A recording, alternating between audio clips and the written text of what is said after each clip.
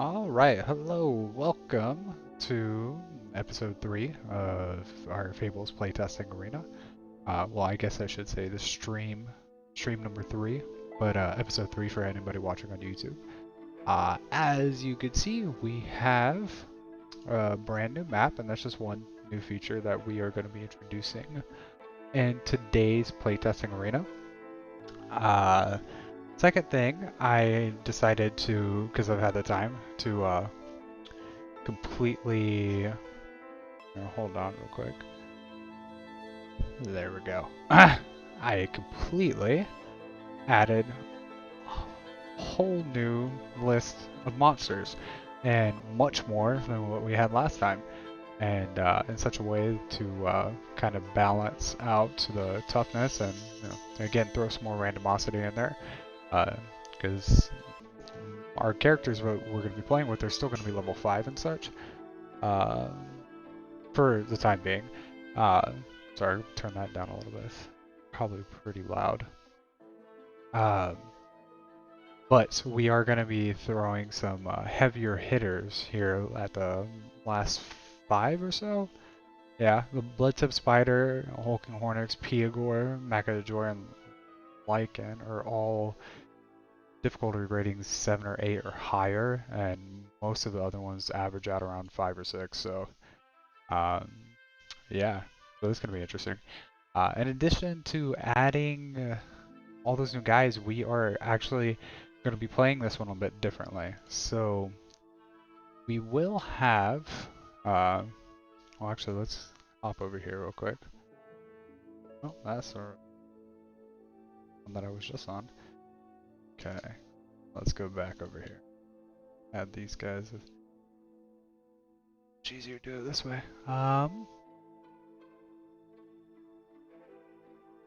So we have our 4 contestants that are going to be playing in this arena, but we have changed a little bit of who they are and what they do. And let's see. Well, let's start with the first couple. The Rokan Magician, who we used last week, and the Dwarven Spirit Speaker. These two over here. These two are the same guys that we used last week. The champion is almost exactly the same, except for we went evil this time. And this time we also are going to have a dedicated healer in the form of this priest, which, yeah, I think, yeah, that's fine.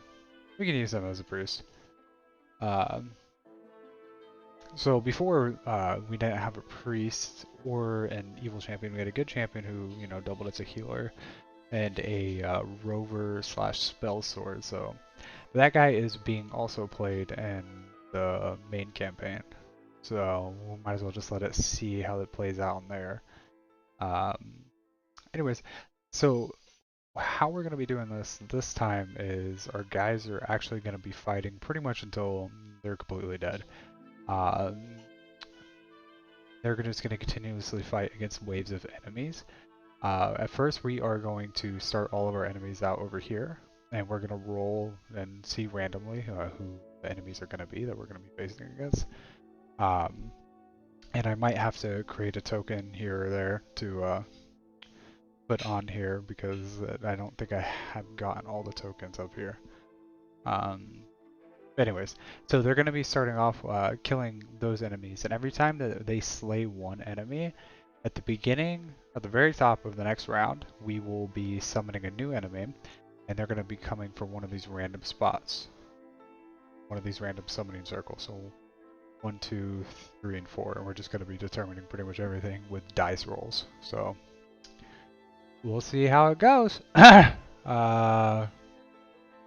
With that being said, oh, I would also like to give a shout out to Sirenscape, who I use the music for both the campaign and this.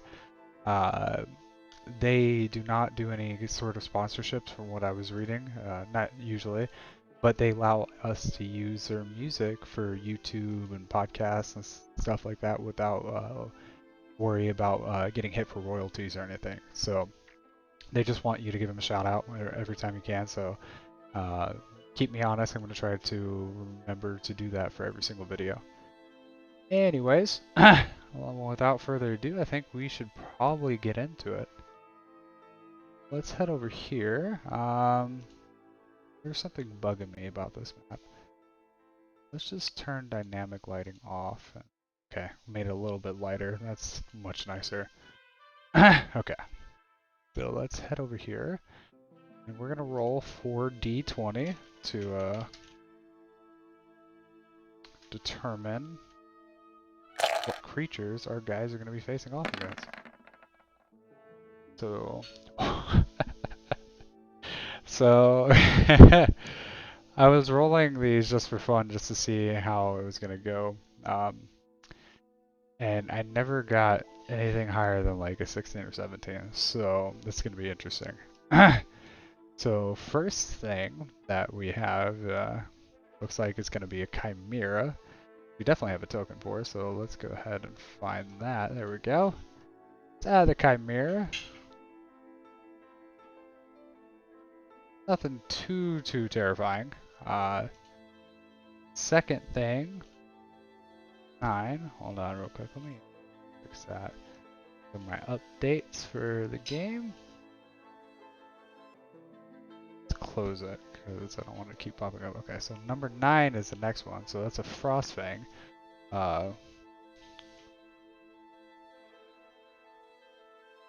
Let's try to find a quick token for it. If not, I can probably...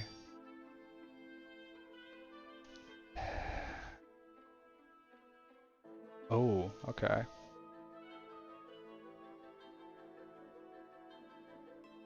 Don't think I have gotten one of these yet, but this is pretty similar to how I imagine it's going to look, which is about as much as I can really hope for when I'm creating tokens.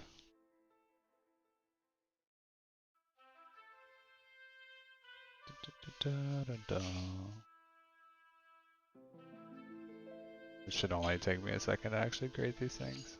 I do apologize for this little holdup, but this is actually a pretty good picture. Yeah.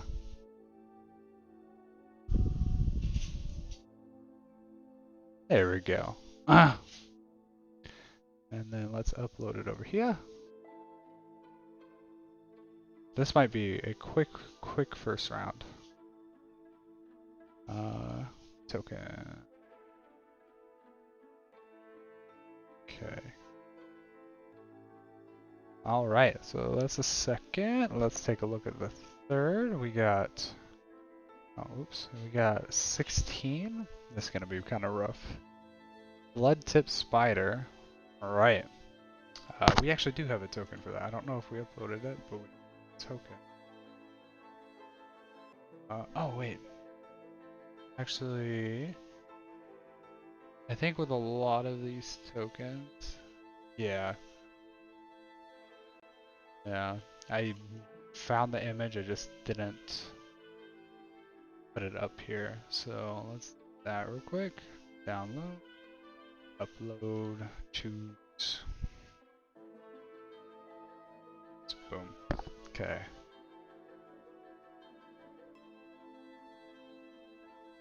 Blood-tip spiders are actually a pretty high DR creature. And interesting about them is their size, which is huge and not large. So we'll see how that goes. Now, I thought about it, and I do not mind them facing a lichen. A lichen, sorry. Lichen, lichen. I think it's like tomato, tomato. Pretty much what these guys are, though, are minor liches. And for level 5 characters, I don't want to do it on the first round. Let's see if we can't. If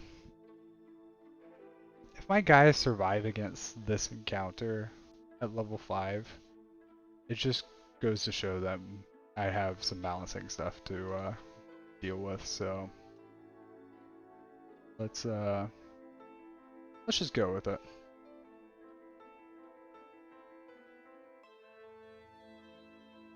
Let's find something.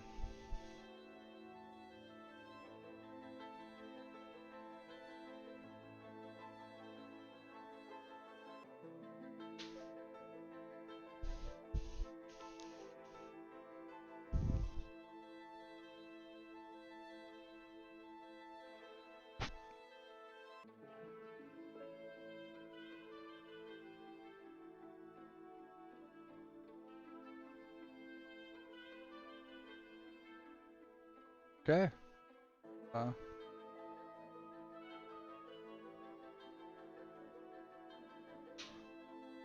Yeah, that guy looks kind of like a minor lichen.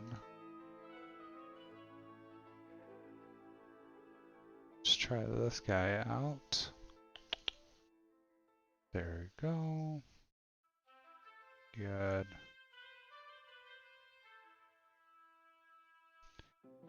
Then upload. See how fast my guys die. I think they're gonna die pretty quick. Well, here's the hoping. Alright.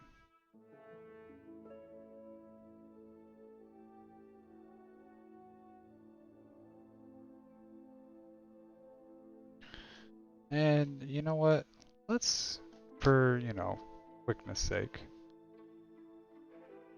let's, oh, there it goes. Let's add these guys. Let's have them all kind of come forward.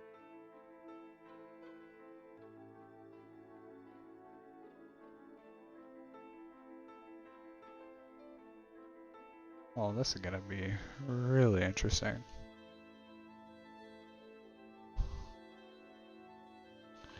Okay. Now let's do some D20 rolls. 4D20. This is all initiative, so I'm trying to think of ways to kind of like speed up a little bit of the process, just so we might be able to accomplish more during these sessions. So I'm just gonna roll 4D20, and everything from left to right is just gonna signify left to right for these guys.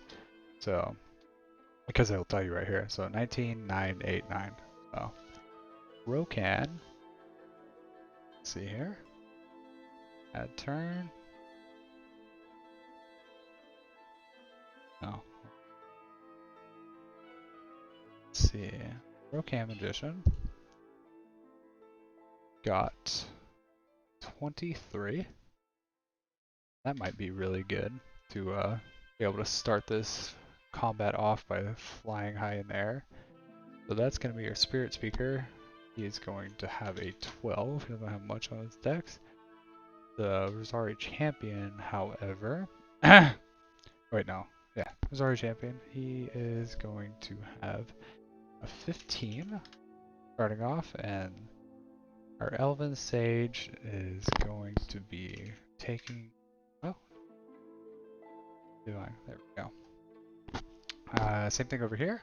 Let's just do... I actually just found recently that you can just do /R. So... Okay, our Chimera, who always just ends up, not having the best time of it, is going to Chimera stats up. Gonna only have a 9. But the rest of these fuckwits, including the guy that just rolled a natural 20, is, yeah. Well, they're gonna kill our guys before they even have a chance to go, aren't they? So, natural 20 guy rolled a 25 total.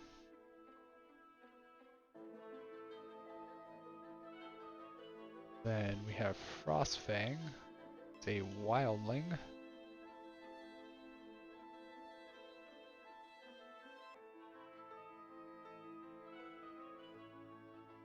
That up. Okay. Wildling. Frostfang. Gonna have a 24, so it's gonna be second at the very least. Maybe we do it farther back. I don't know, people will still be able to probably have some opening volleys. our blood tip spider is going to have a 23. And we will just say that the Rokan gets to go first.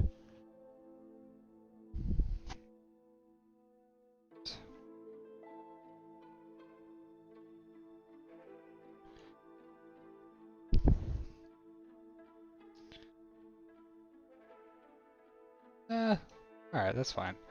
Cool. They can still maneuver around, and I could say they can like squeeze through these spots. That's not that bad. Like they can't probably go through this, but like they can move here, like any of the huge characters, which I think might be the only, maybe an elephant. Anyways, starting off, we are going to change the music. Then we are gonna have our lichen go. He has a movement 25 feet. Smart guy is going to come up here. No. Okay. Yeah, we're gonna stick to the original plan. We're gonna keep everyone in the back because this seems more fair. Yeah, there we go.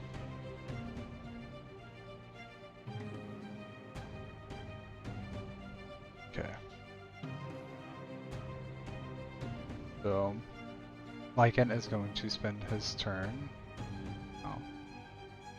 5, 10. Then he can move another 65 feet. So up to the last step right there. Our Frostwing, however, is probably going to have, yeah, quite a bit of movement speed. So, no, just 20 over to here. And then it can triple distance. Yeah. It can run all the way over to here. Ah!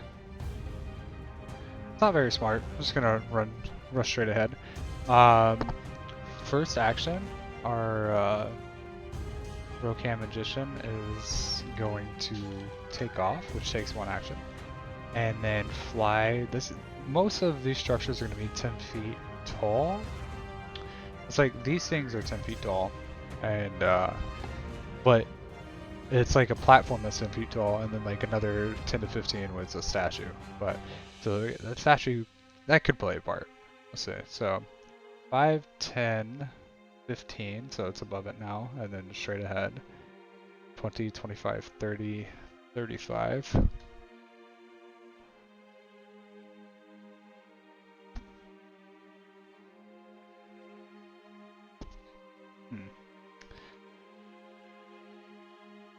I think, sorry,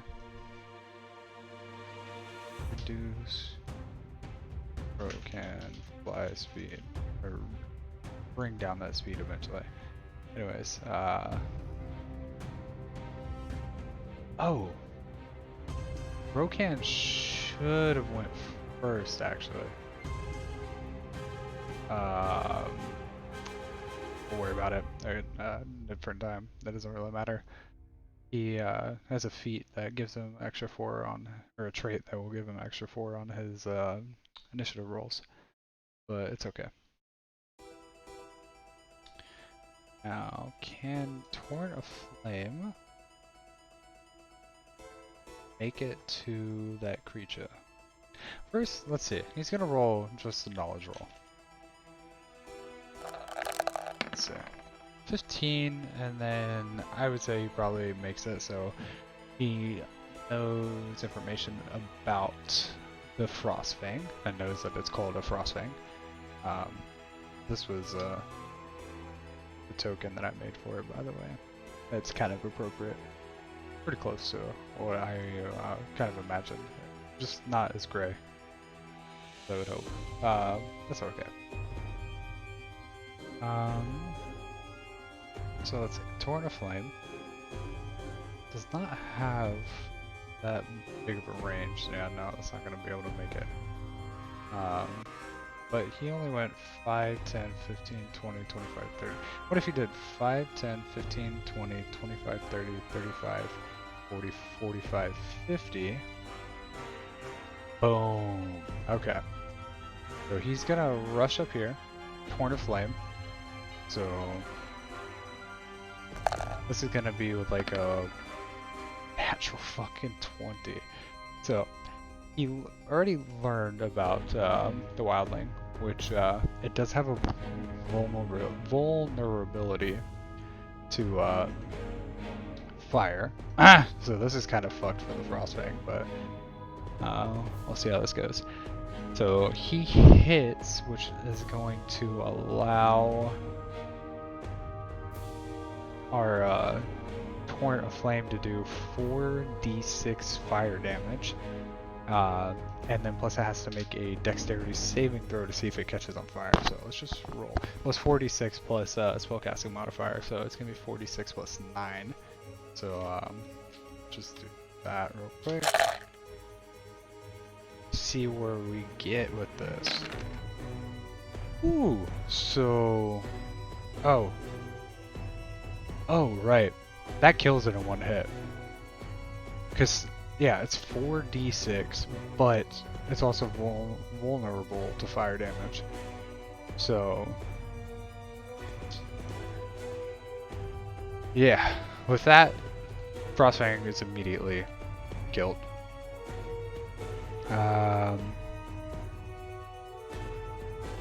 He is a lower DR creature, so I knew it wasn't going to be taking much to kill it, especially once you learned that fire damage was a thing to kill it.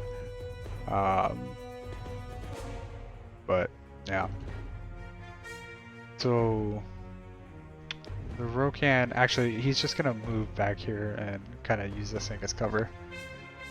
Bloodtip Spider's turn. Bloodtip Spider has 30 feet of movement. It's going to go 5, 10, 15, 20, 25, 30.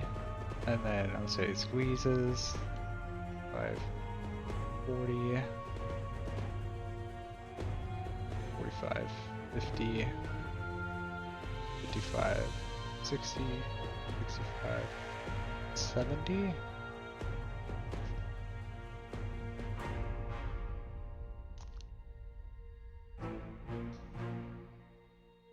Doesn't see anything, and it's just gonna climb up against this wall.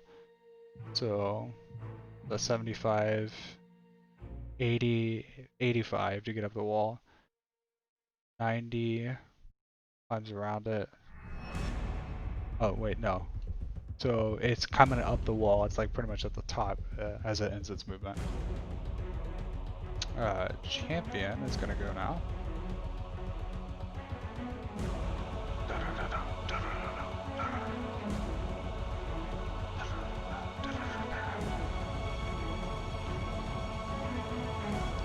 So Champion, his War Torn ability automatically kicks in, which is going to give him a +1 to all his attributes, because he's in combat right now.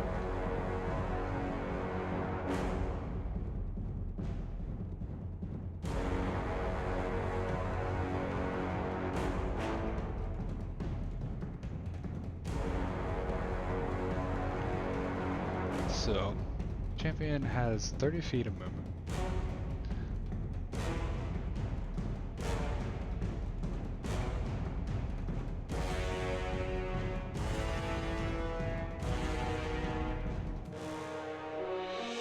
Nope, that's not what I want to do. Go. He would have to use all of his movement just to get up to there. Yes, you know.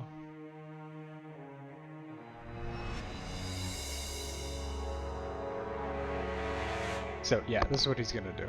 He is going to run up to the front and then immediately use Channel Shadow, which is champions are able to channel domains as ability. So he spends 1 point, it's 1, to make himself go visible for a round. let's just roll a stealth roll. 20 plus 23. And he's a dex-based character, but you can only get a 3 from your attributes added to a skill without putting ranks into it. So he gets a 20 for the invisibility and then an extra 3 just for having like the dexterous nature. So he has the 38 in stealth as he just kind of stands there at the front of the steps. Next up is going to be our Elven Sage, actually. And let's see.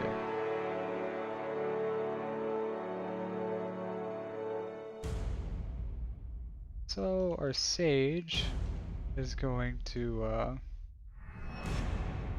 that's 60, that's 30, that's 30, okay.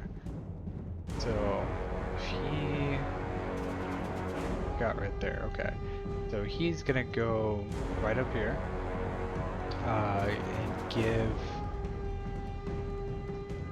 and cast a assist, which is not a concentration spell, but gonna cast assist on both the champion and the Rokan and himself, all three of them. And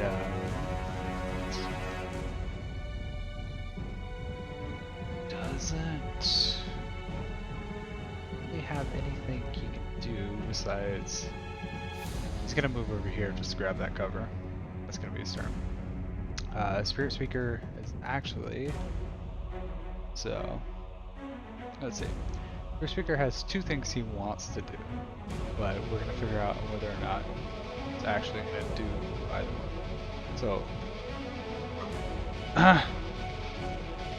first thing he wants to do is channel spirit, and the spirit that he is going to try to channel, get rid of it. Spirit that he wants to channel, the battle spirit. Let's see. When you channel the spirit, spirit you channel will grant you the chosen powers for 1 round per resolution or wisdom score. So his wisdom is at a 9. That is a dual action, right? To do channel spirit. Yes, it is a dual action. The second thing he wants to do, and I don't know if he wants to use his second action quite yet, but he wants to be able to cast this. Number of rounds equal. Okay, so yeah, he's gonna do. He's gonna channel Battle Spirit first, and then let's see. If he goes there, then he has to go 5, 25. Oh, yeah. Wait, no, he's the dwarf, so yeah, but he's still. Yeah. He's got stubby legs. Does have flash forward though. Okay. Yeah. He's gonna grab the cover because he doesn't, of course, want to die.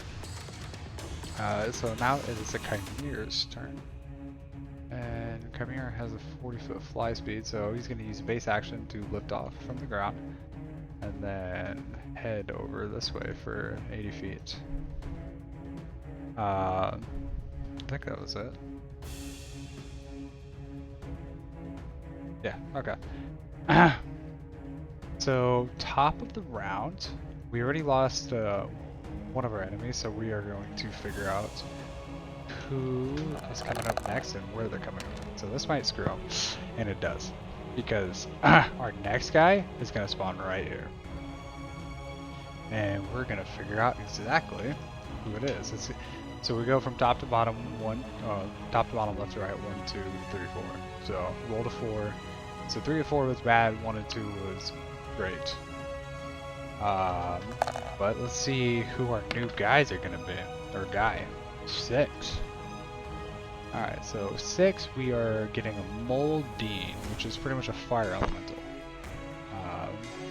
Something that we are familiar with so far in the playtest arena. So let's drop this bad boy over here. And give him an initiative roll and see where he lands. The 20.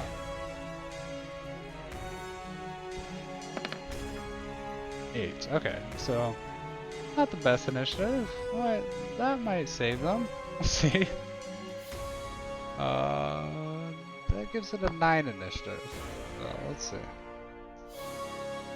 9. Him and Chimera are gonna be going at the same time, dead last. But now it is the Lich's turn. Lich is going to walk up 55 feet. That's one action, or yeah, that's one action right there. From there, you can probably catch the edge of our priest. Just knows that he's there. So, as his dual action, he's going to cast a spell called Chasm of Skeletons.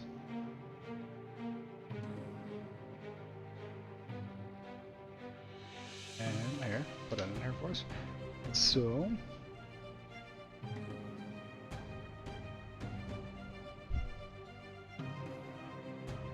"15-foot by 5-foot line."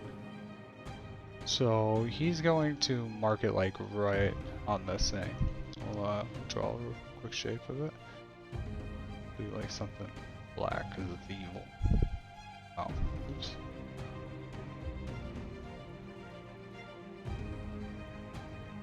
Okay, whatever. That works. This is where the chasm begins. And 2 skeletons crawl out of it and attack the closest enemies. This is a concentration spell, but let's see if that makes any difference. So pretty much these skeletons can 5, 2, 3, 4, 5, 6, 7, 8, 9, 10, 11, 12. We'll do a 1d12. Let me add a note for that. So 12.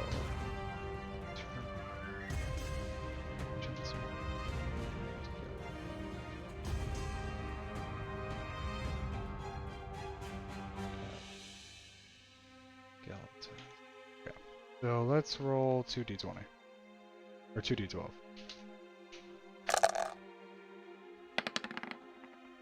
Six and 12. So we're gonna say that's the beginning one, and then we'll just go down the road from there. Definitely have skeletons somewhere. There we go.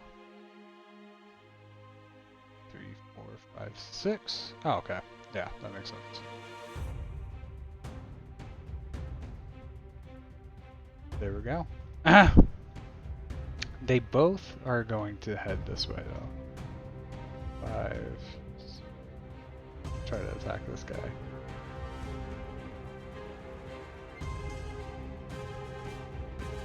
So that's going to be 2 rounds of movement for him, and only 1 round to move the first one. Let's just do the first one real quick. 20. Pull up the skeletal stuff. So 12 plus 3, so 15. 12 plus 3, 15. Does 15 hit? I don't think it does. I never determined armor for him. It's definitely not gonna hit though, because he has 6. Yeah, he has a 16 armor, because he would be wearing the highest. Yeah. So barely avoids it, and then another 1d20 to determine.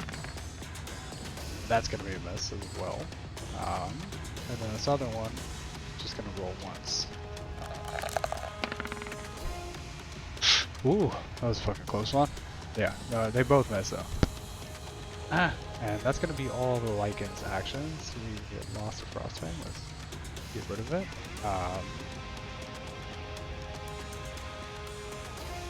Let's do... I'm sure he noticed it. So he's gonna roll.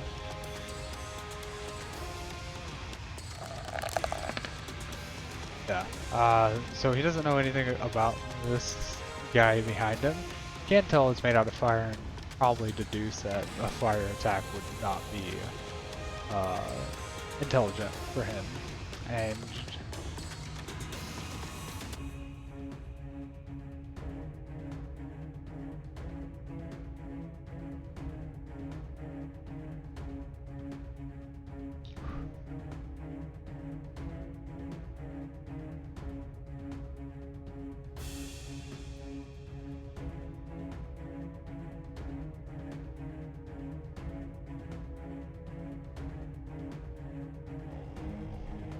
what does he do?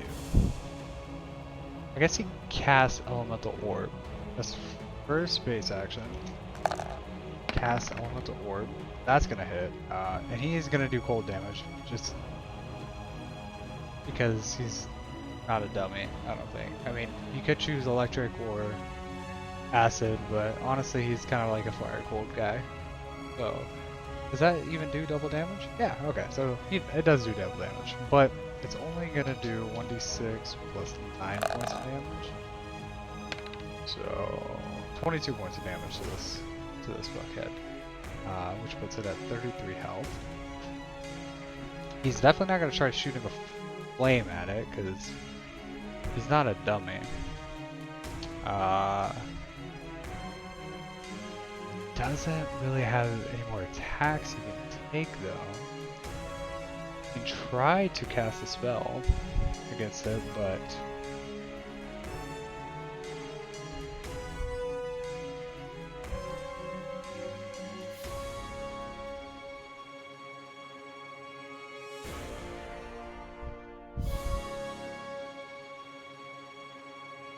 he's gonna cast Mirror Image, which is gonna give him 4 images that surround him, so making it very difficult for him to get hit. That's 2 actions.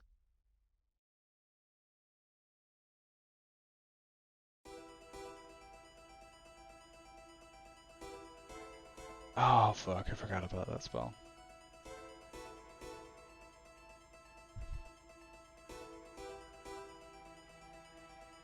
Oh, right. So he's going to cast a spell called Dissonant Whispers. So that creature needs to roll... Oh, no, that's right. A Wisdom saving throw. And that's for sure a fail. So...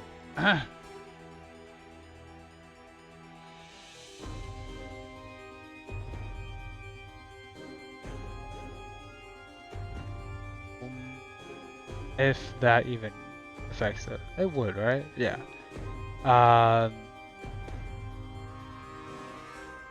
You would probably just try to make it confused. So let's throw the confused condition in here so people can see. Just because he feels like that probably has the best chance of keeping it occupied for the time being. So that's what he does.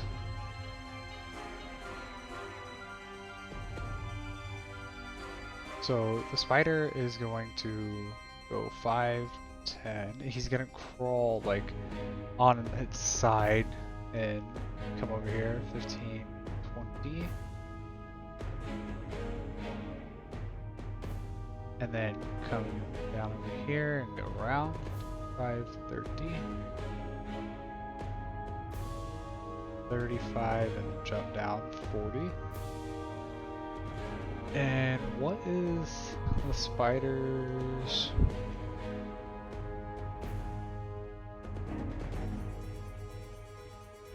$40, okay.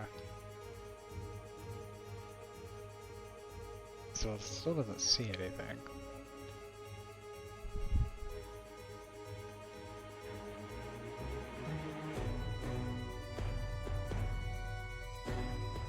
Should have like a web AoE spell.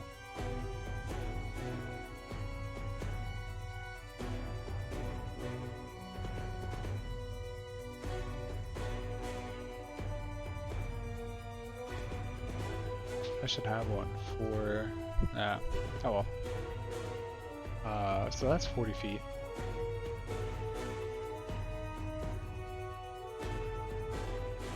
$45, $50, $55, $60, $65, $70. No. That's 40. Say it's gonna head this way, so that's gonna be right here. Then it's going to 55, 50, 55, 60, 65, 70, 75, 80, 85, 90. So it's gonna try to make its way around.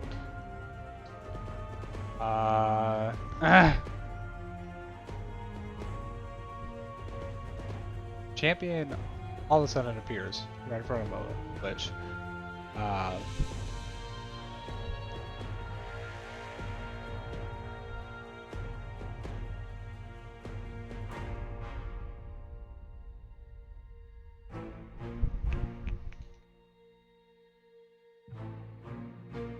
Lich is a tough motherfucker for a champion to be facing.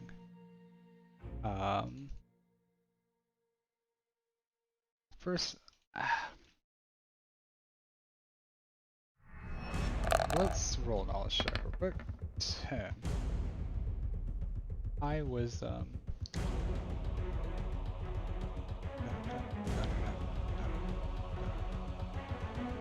So he wouldn't know.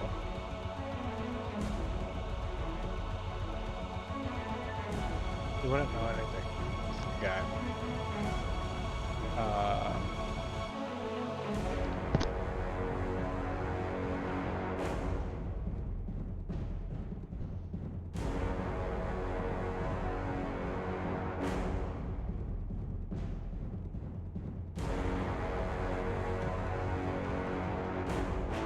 So first, he is going to spend 3 points, which is going to 13. Drop him down to 9 points out of 13. And he's going to channel destruction. Yes, this guy. Which means the lich has to roll 1d20 and save against it. To save is 16. Now let's see. So that's one. So he can only use one channel ability per turn, so 5, 10, 15, 20, 25.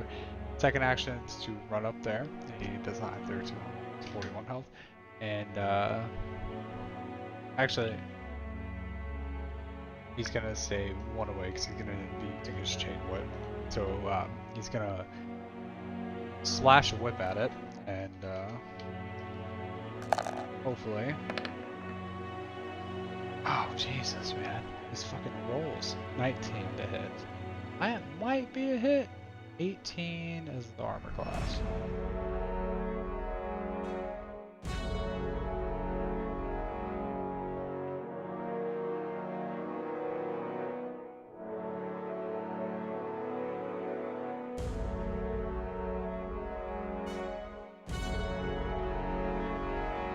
We're gonna let that one hit, but I think 20, at the very least 20 should be, because this thing is has a difficulty rating of 10, like an 18 seems relatively easy to hit, as, you know, just been pointed out right there. But yeah, we'll go for the attack anyways. So it's gonna be 1d6 plus 7. 13 points of slashing damage, but it doesn't look like it did much. So it's gonna go down to 87, taking half damage. It still has to. Let's see. Let's just roll that. Because that's the save against getting grappled, and I don't think it does. Actually, the CADC is pretty low.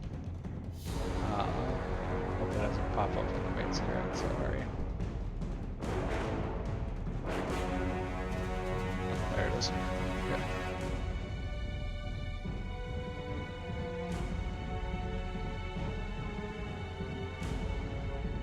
So let's let's see, let's go to chain whip.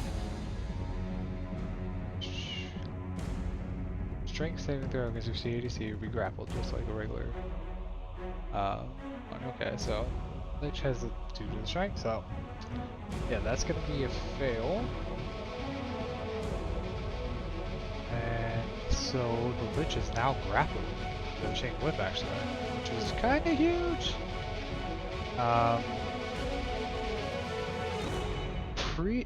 And it needs to roll a resolution saving throw because it took damage.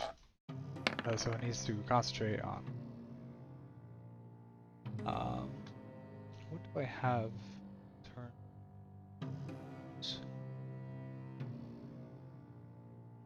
Turn. Excuse me.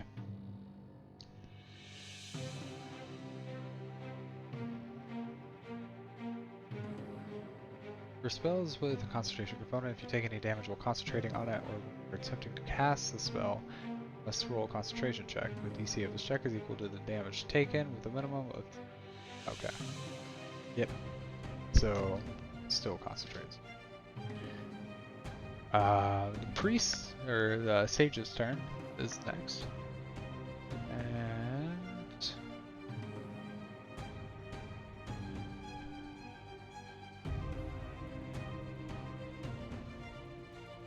as a verbal base action, he's going to cast Repelling Aura and try to repel all evil creatures around him.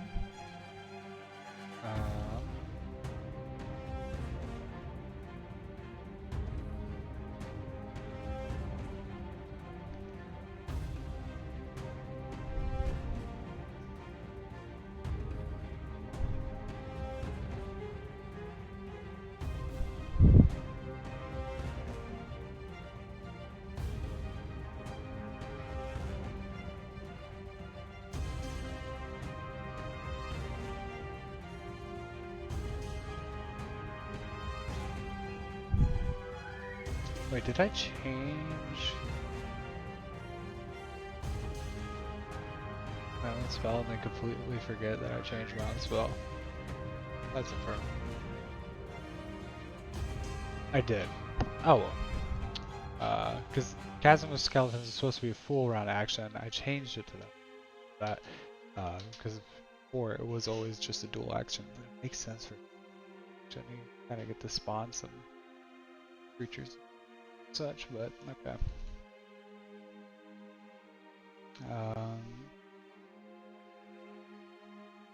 So now our sage is going to cast Repelling Burst. He just cast Repelling Aura, now he's going to cast Repelling Burst. And he's obviously choosing, and they both need full dexterity saving throw. So top then bottom. So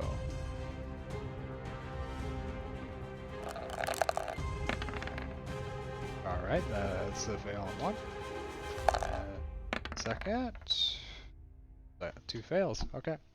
So they're both gonna take 2d6 so these guys I think are pretty much just dead.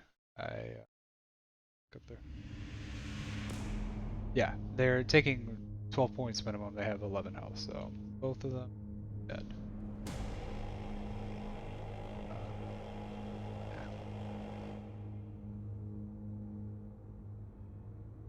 Close this. There we go. That is going to be not everything he does, because I think that's only 1 and 2. Yep. Then he's going to take a step. 5-foot step is a free action over here. That thing is going to have to move towards it, I think.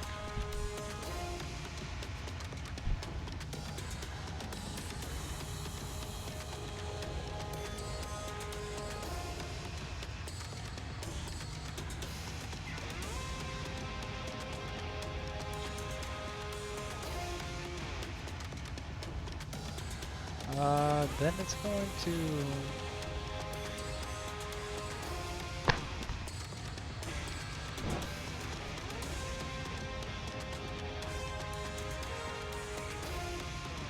It's going to cast protection on both him and the Rokan. And he's going to give him resistance, actually.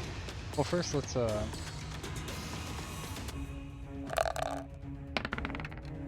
yeah, okay. So he learns the Blood Tip Spider, and he's going to give him and the Rokan protection from poison damage, probably. Because the poison has the potential of being much worse than the piercing. So that's going to be his turn. So he's going to go 5 and 45. Okay, so that's about as far as he can make it. The Lycan is now grappled, so let's see, what can the Spirit Speaker do to a grappled creature? Well, actually no, he's just going to cast Strength of Arm and then have that ready, so when next turn he gets within range, he can really fuck some shit up, hopefully.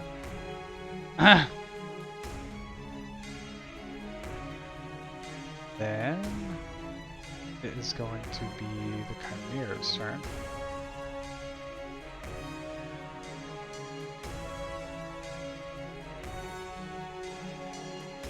Chimera sees his buddy being held, and he is going to come get into this guy's face. And actually use a dual action because I haven't done this yet, and its tail is actually I don't think it shows it on there, but yeah, it doesn't. Its tail is actually made out of a serpent, and the serpent's gonna kind of swing its head over and try to attack the champion. I don't think that's gonna hit. That looks like a miss to me.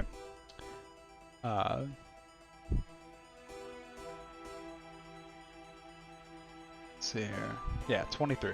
I knew I dropped his armor, but I didn't know by how much. So that's going to be a miss, and that was actually a dual action too, so being on, we're going to have our Moldine down here in the bottom right hand corner. It is going to, let's see, 25 feet out from it. Yeah, it's going to start making its way down here. I think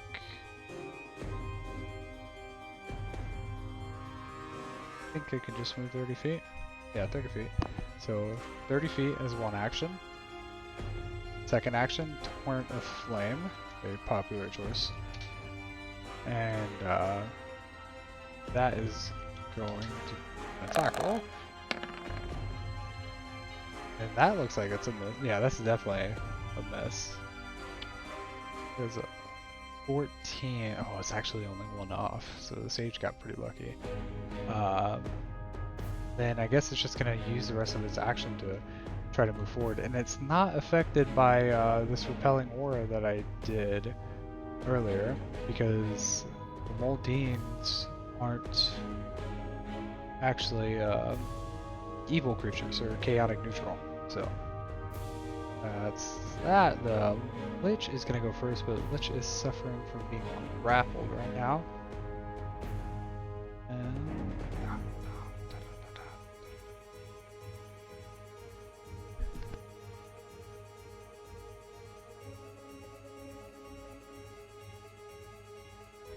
trying to find the conditions, so I can pop it in here for us. There we go. So grappled. You cannot move, and you only take one base action. Sorry. You can only take one base action or free action that doesn't require more than one hand to do. Any attack you attempt to make while grappled is done so at a -4. Target loses dexterity when attacks are made against it, or it makes dexterity saving throws. So it can also use its action to try to break free of the grapple. which I don't think the Lich would. The Lich would probably like kind of just laugh and cackle in the champion's face who's holding it with the whip and try to cast a spell at it because it still has that opportunity to do so. Actually, yeah, I think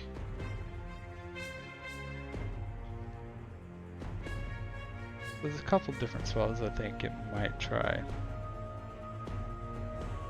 So it's not going to try to do Bestow Curse because it would have to touch it, but it might point to one creature. Yeah, so it's going to just try to use Inflict Disease and on the creature. So I need to roll, and if I don't roll, then the Lich Lycan is going to ooh, that should be a save. So, pretty much that is the description of the spell because I have all the diseases written out somewhere else. And all diseases, I think, endurance. Yeah, they're all endurance saving throws. And the Lycan, actually, it has so we rolled a 15, but the Lycan has a DC of 22. Yeah, the champion actually fails against that. So we have a few things that we can do. We can either do Black Blood, Blistering Boils, Blood Gut, Dust Lung, or Harrowing Specks.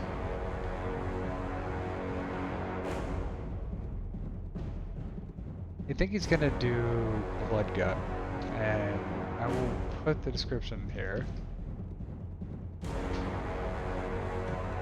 And the big thing is that it's gonna get a -2 to its Dex and Strength. And I haven't factored this in, and I don't think it's really mattered. Not even whenever he made his attack, because his attack, yeah. Because his attack, whenever I half the damage, it was still going to be 7 regardless. But he does get a +1 to all of his attributes while in combat because of his trait called War Torn. And this gives it a -2. So pretty much he's at a -1 from where he's at. This is War Torn right here. So, okay, so Blood Gut. Any creature who comes in contact with this disease must pass an endurance saving throw or contract it. Any creature affected by this disease has a -2 to their dexterity and strength, and whenever the creature takes a move action or attempts a dexterity or strength check or saving throw, they must first attempt to save against the effects of this disease. On a fail, they cannot take the action and or fail the check or saving throw, and instead spend their round vomiting blood.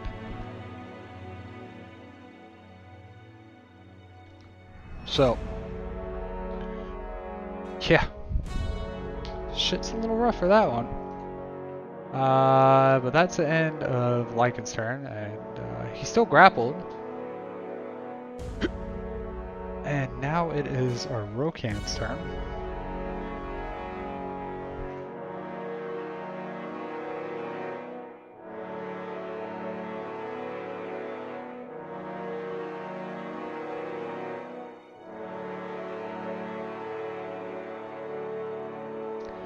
So, as a full round action, our magician is going to create a body double. And this might save him. I don't know.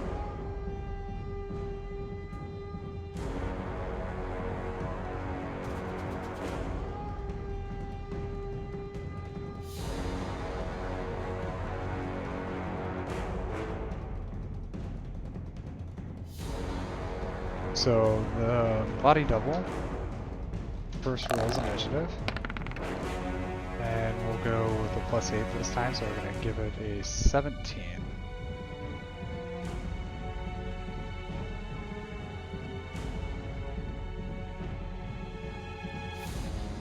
So we'll be going pretty quick, but that's his full round action, and now it's going to be the spider's action, and it's going to It would probably be smarter if you did it right there, right? So 5, 10, 15, 20. Right, so as soon as it gets right here, I think right here, it's gonna have to save it against the repelling aura. And let's head over to the sage real quick. Repelling aura. Wisdom saving throw. So it's 6.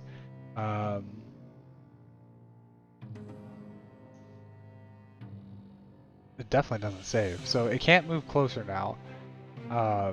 For the rest of the turn. They can reattempt to save again on its turn. So it's just gonna climb like up the wall and like kind of like snap its fangs. It can't really do anything. I mean, it could go for a different target, but I don't think a hungry spider would do that the first time it fails against it. I think it would just keep trying. Alright, so the body double is going to roll first a knowledge check. It's gonna fail. And then I'm just going to send its own elemental orb careening. That's gonna fucking miss. Yeah, it sent it towards the Moldane, but missed that shit. Second roll is gonna be a torrent of flame towards the spider, and that's gonna be a miss as well. Okay, well, body double is a great fucking ability. Sorry, excuse my language. Infatuation, charm.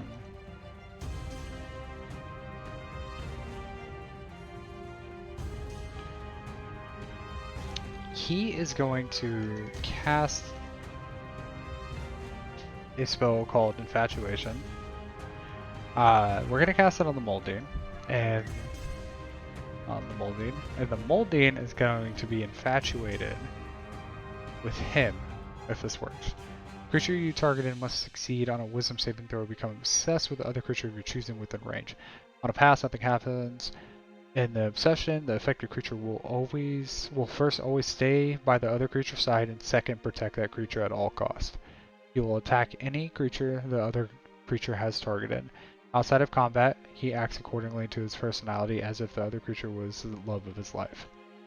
So, I should also mention, that's something I need to take a note for. That's a fail. Alright, take a note real quick.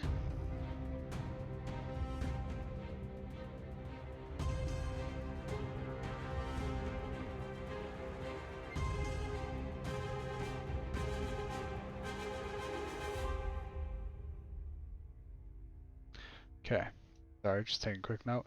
So now the Moldane is infatuated with the Sage. The Sage goes first. And the Rokam lets him know, just so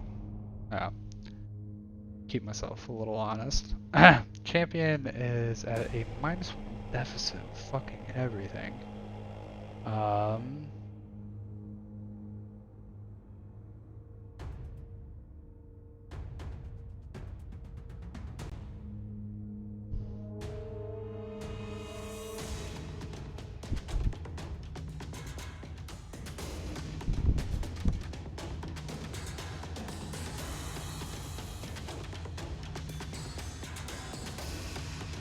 Is it concentrating on anything? No.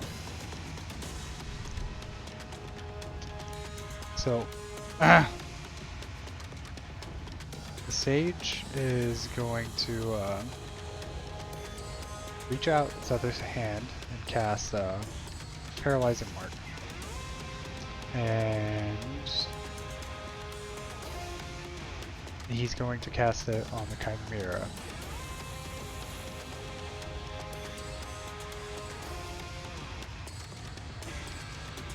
Because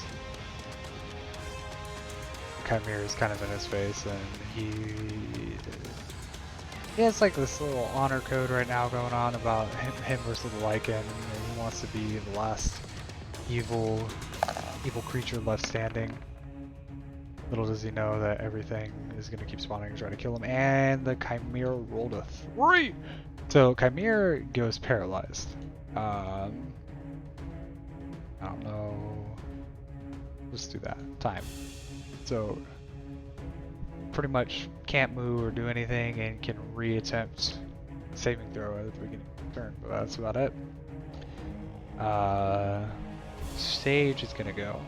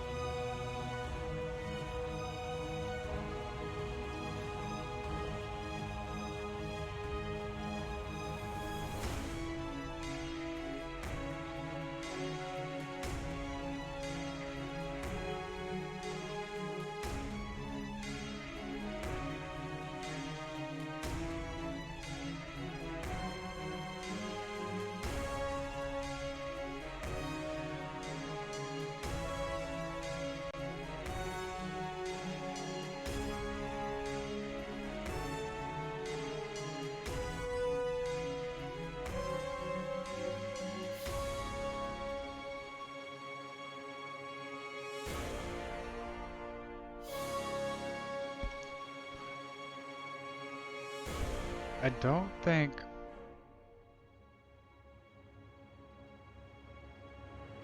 Yeah. I thought I might have a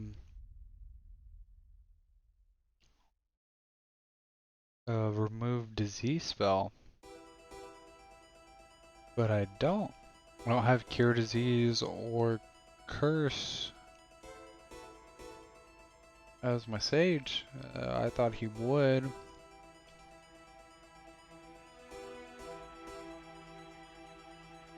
Oh no, that's because he doesn't have enough wisdom. That's right. So champion's like fucked. He's already fucked. Okay.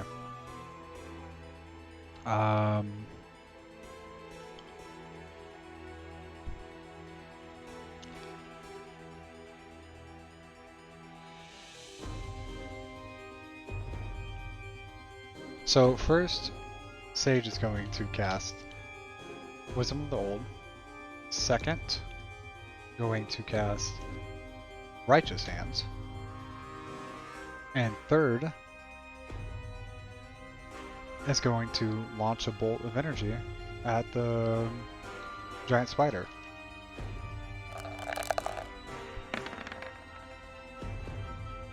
And it just fucking like hits the edge of stone and like pops up a bunch of dust and it makes him cough and just fucks him up completely.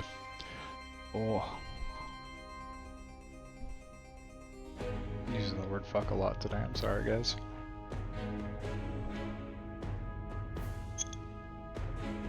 I should just bleep all my videos, that would be interesting, huh? Let's change this music real quick.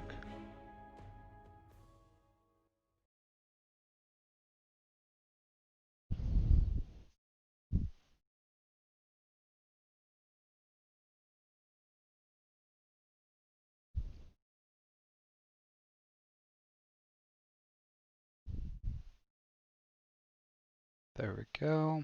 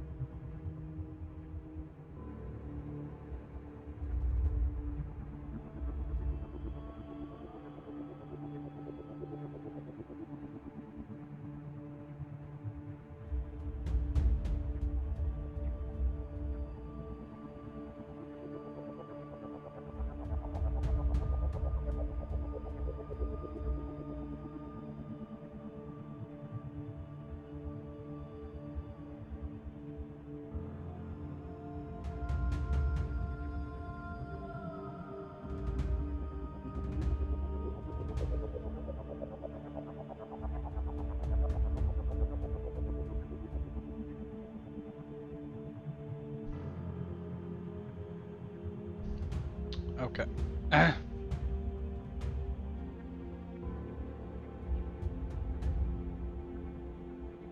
So,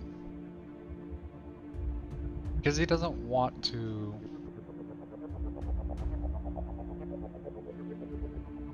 He sees that the Chimera is paralyzed. So he's going to take a 5-foot step.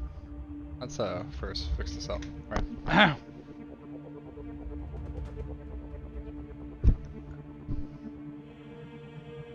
For the sake of argument, I would probably say that this guy has a +1 magical sphere. Let's just say that. Which I should have, or like a +1 battle axe, +1 maul.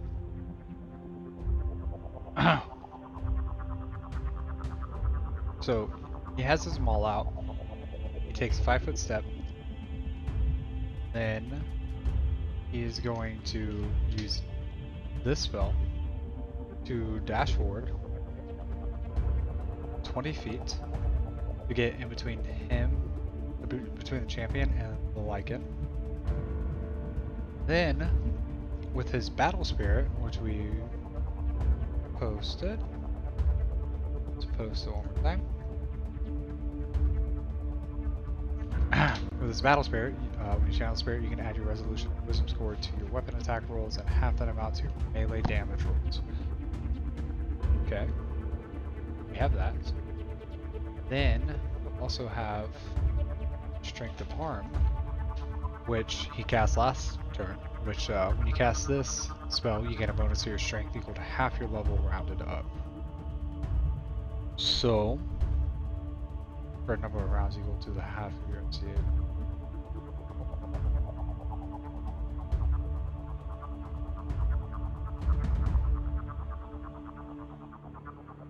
So he gets that for 5 rounds, right? And he gets a +3 to his attack. So he gets to add, so his additional modifier is 5, then he gets to add 9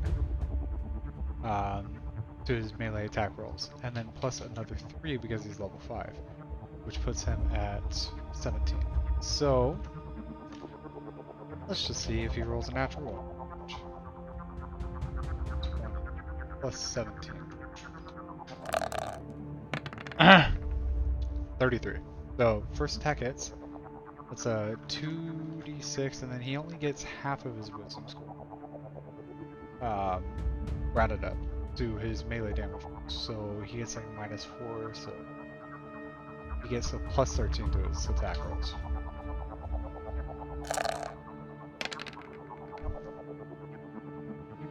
So 24 points of, well, 25 actually, because he has a +1 maul.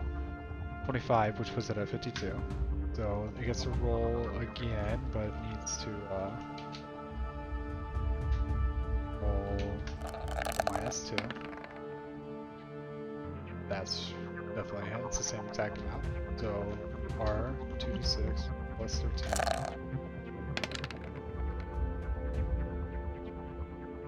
So 18 points of damage actually. 42.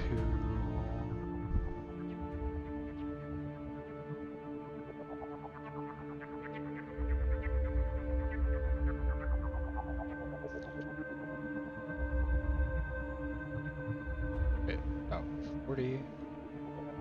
Why can't I do math right now? 40, 30. Oh, 34. Yeah, okay. And then one last attack. Our 1d20 plus 13. So 24 is going to be a hit. So another 2d6 plus 13.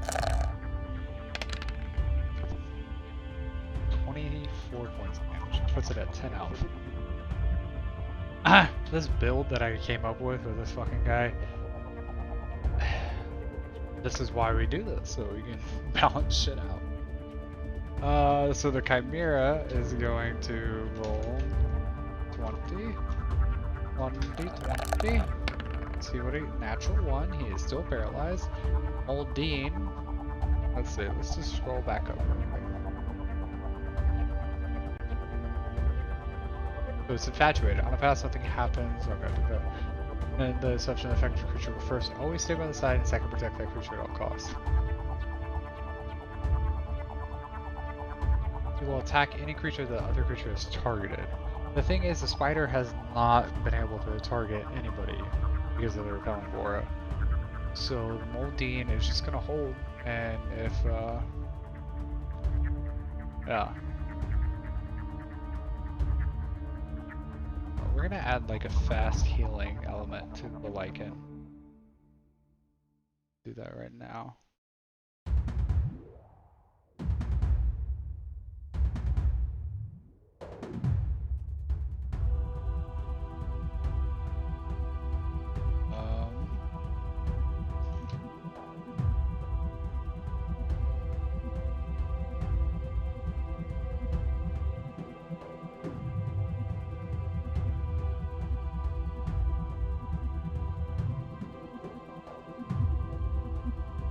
So Lycan heals wounds by 1d6 plus wisdom. So that's anywhere between 15 to 20. Because he has a 14 wisdom. So excuse me.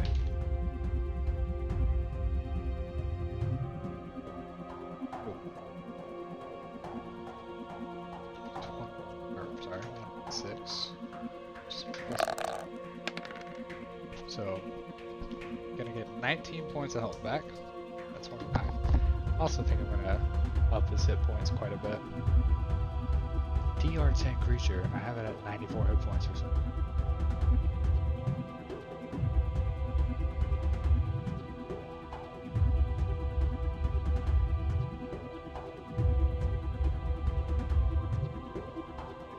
Do 134. I'm gonna increase it by 40. So let's increase this by 40. That's 69. Ah! I mean, he's not supposed to be an easy fucking guy to kill. However, he is still grappled.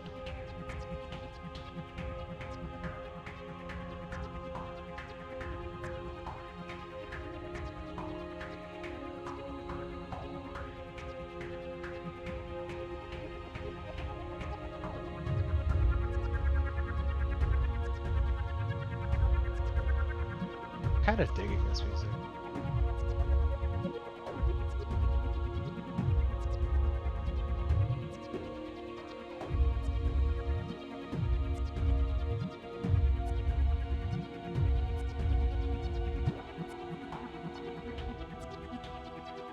Okay. So while grappled, go look at it one more time real quick. You can only use abilities with that hand, right? You cannot move and only take one base action or free action that doesn't require more than one hand to do. Oh, fuck me. Did I...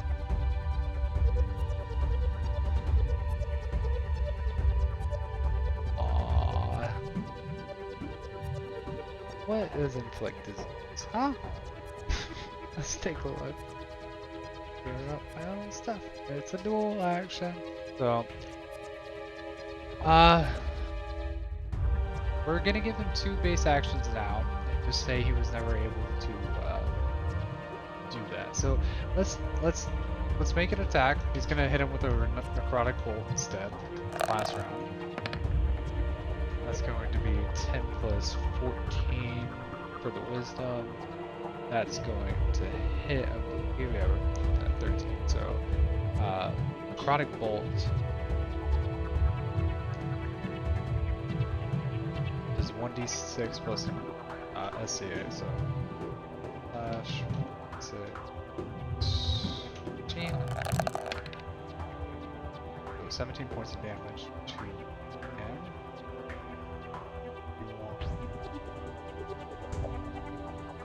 That's a 24.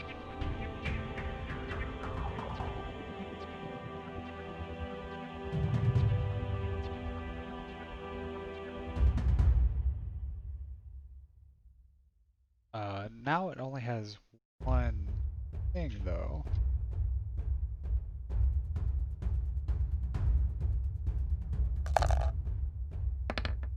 $17. I'm gonna roll it and say that it probably broke for you. That. Because I am definitely gonna increase some of his stuff here. I think he broke free anyways. Because it's against CADC, right?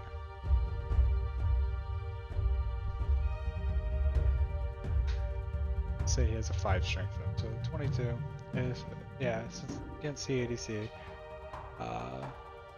Not that low, what the fuck? It's at 15. Okay. Cool. So it spends its action to break free.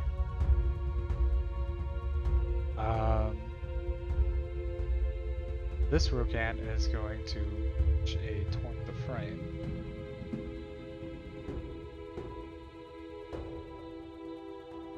It's done this twice now.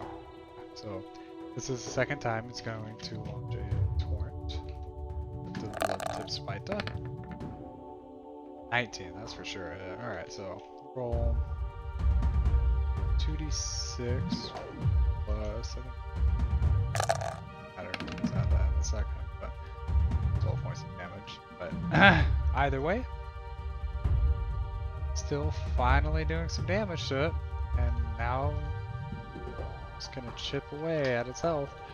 It also needs to make a dexterity saving throw immediately, which fails. So it's gonna take an immediate 1d4 fire damage and another 1d4 beginning of its turns.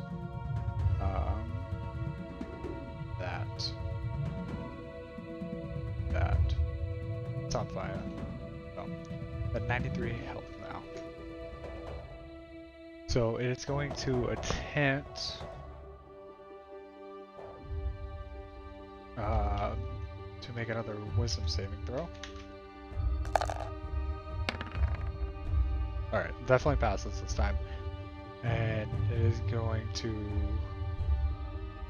It's actually going to crawl up and attack the Rokan, who is hiding behind the wall, and just did damage to it. So first, let's... 20... Oh, I could have shot a whip last time. Oh well. D20. That's for sure a hit. That's like 27 to hit. Then it's gonna do 2d6. 9 damage. Whew, okay.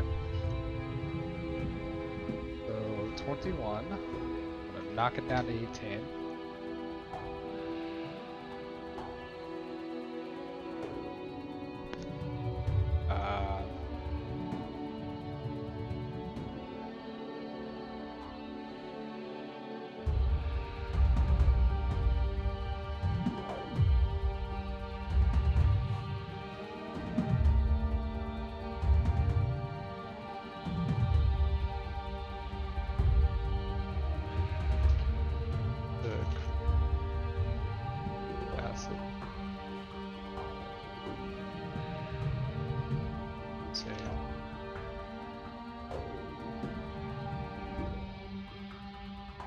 Takes half damage.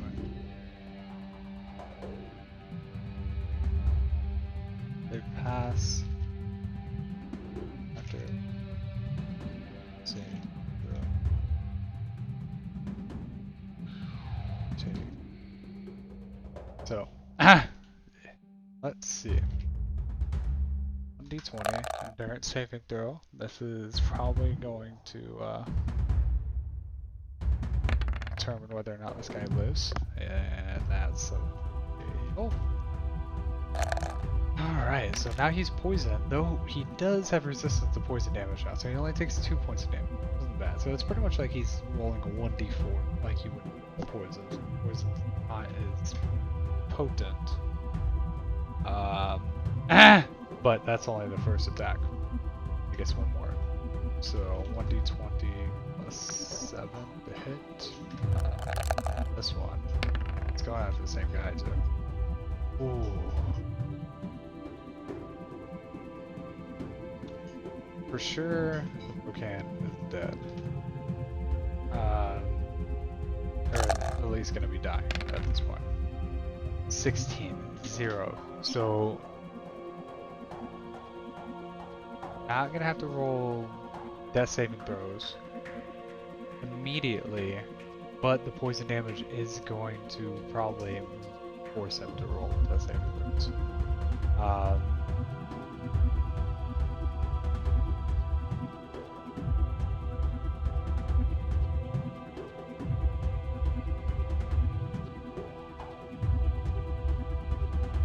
This Rokan is going to cast an additional Torn for him.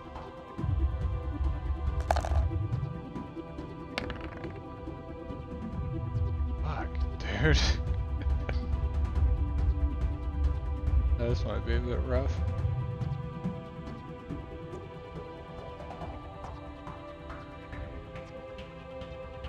Then he's gonna use his last two actions to cast Overwhelming Desire. And it's just going to try to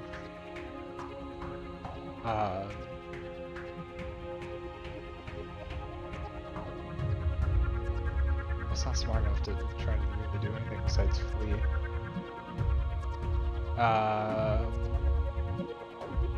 It's going to make it cower. It's going to try to make it cower. But this thing needs to roll a resolution saving throw. I'm not looking. 12. Okay, so saving throw is a 17. And the guy rolls a 16. Beautiful. So now it's just gonna like, kind of like cower in place. How much would it?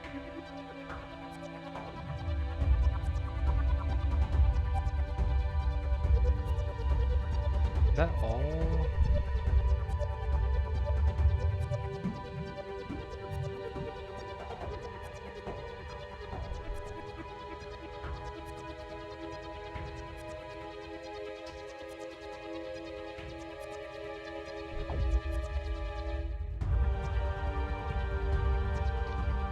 This doesn't say anything about saving.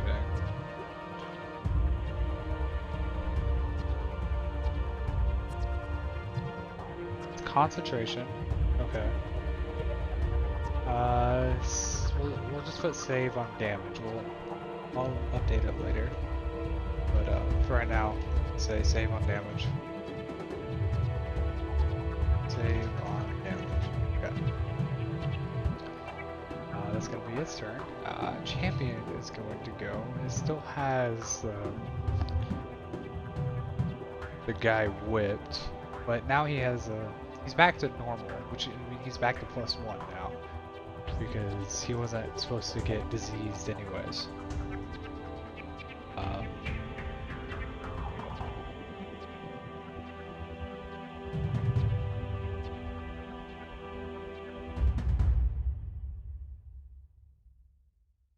Future needs to save. If that's the case, he's definitely not. Okay.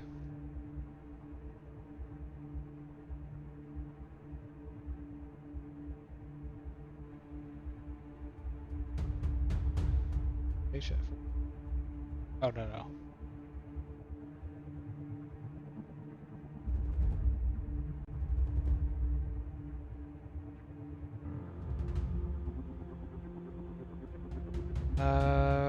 We're gonna say it does require one, and we're not gonna use it. Channel. Domain 8. Requires. Say. Something. Okay. So instead of that.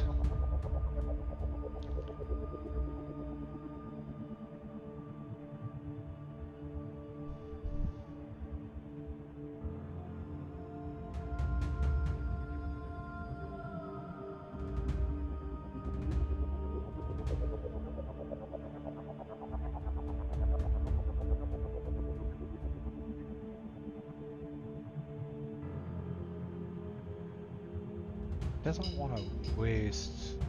He's also concentrating on paralyzing mark.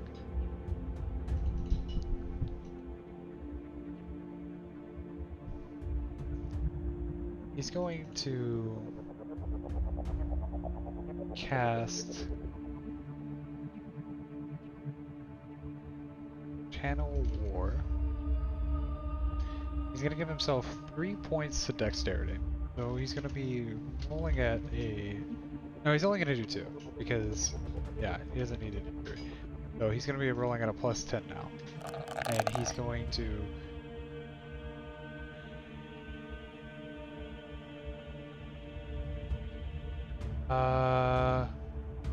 Yeah, he's gonna relinquish the grapple and try to get 3 of these chain whip attacks on it.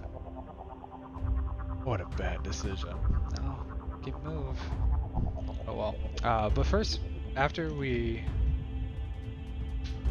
Okay. So we just rolled a 3, but also with this spell, it's called Ambiguous Glimpse. I meant to roll this at the beginning, I just forgot that he had this, but pretty much I roll a d20 in the morning and then I get like this d20 that I can put to the side and I have to use it within 24 hours.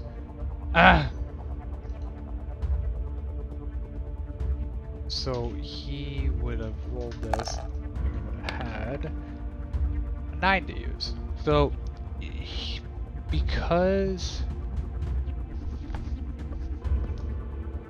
Yeah, he would definitely switch to the 3 with the 9 because the 3 just fucking sucks and he just added all those bonuses. So there's almost a chance in hell that he might actually hit this guy. But no, I increased the armor to 20, not 19. So second attack is with plus 8. That's gonna be a miss, and then plus 6. That's a hit. Okay, cool. So he's gonna do...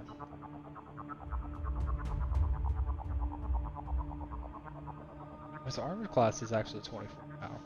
It's actually 26 until the beginning of his next turn. But it's 24 with the plus 1. But this is going to do additional 6 plus 10 damage. We'll say this is magical for purposes of overcoming this stuff, because these two are both melee-based characters. Sort of. So yeah. But that being the case, he is going to try to grapple at a time. Oh no, wait. He pulled out of the grapple, so he's gonna try to grapple one more time, and the Lycan becomes grappled again. Holy shit. I should start adding like monster rules about them being able to have additional bonuses on just saving. Yeah.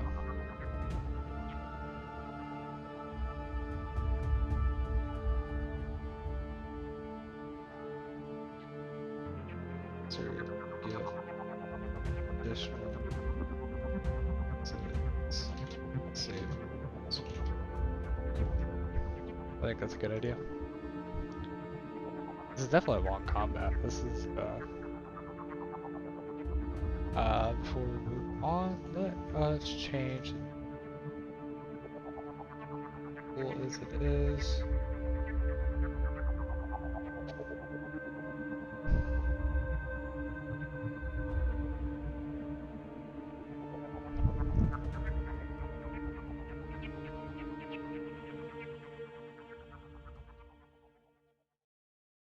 So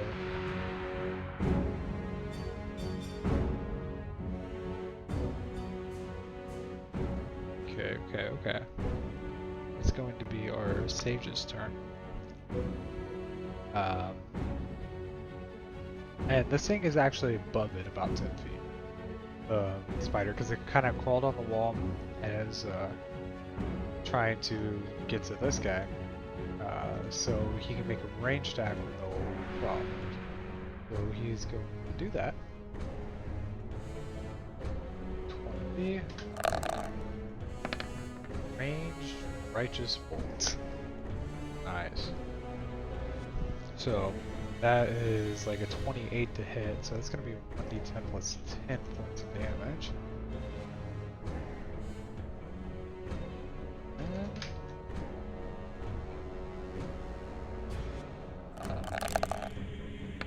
That's going to be 18 points of damage. Woo! Alright. So 85, 75, drop it down. So now that that's done, that was his biggest concern, getting that attack off, so that will help. Second, he is going to cast Healing Ray as his companion to get him back to his wounds. That's gonna that by 1. He only has 1 rank in it, so the guy's only gonna get a 2d4 plus 10 health. With 14 health. Brings him back up at the very least. Dinner smells amazing.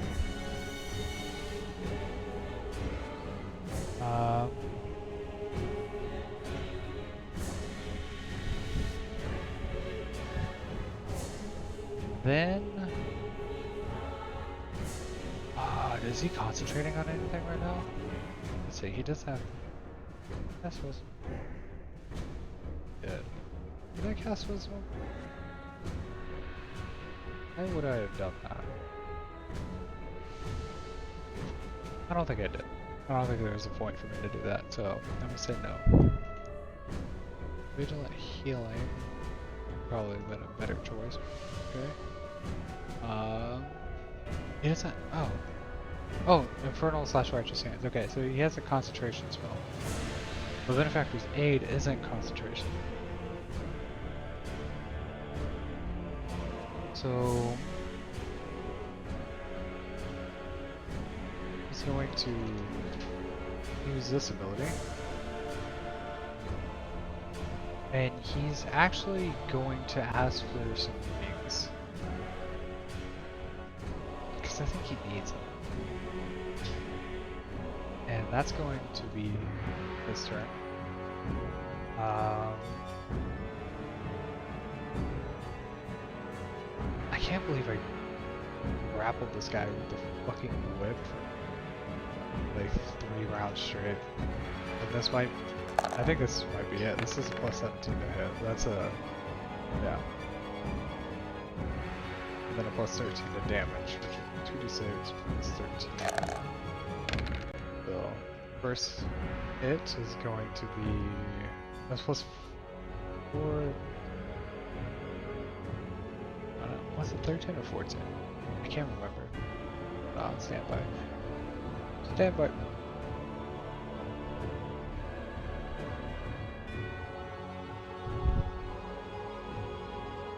I forgot I had that spell. Why would it be 14? Oh, because he's a plus 1 all. So yes, it is 14. Which is 19, so it puts it at 35. So second attack is a plus 15.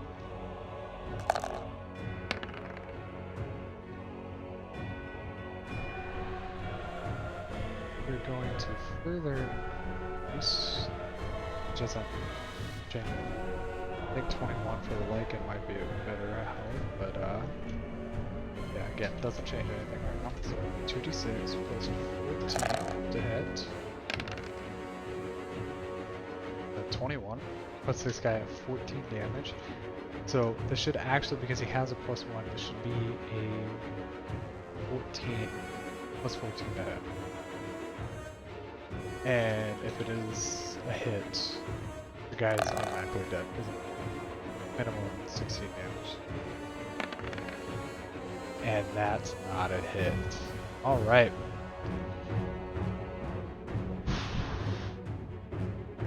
Chimera gets a save. Fails. Molding.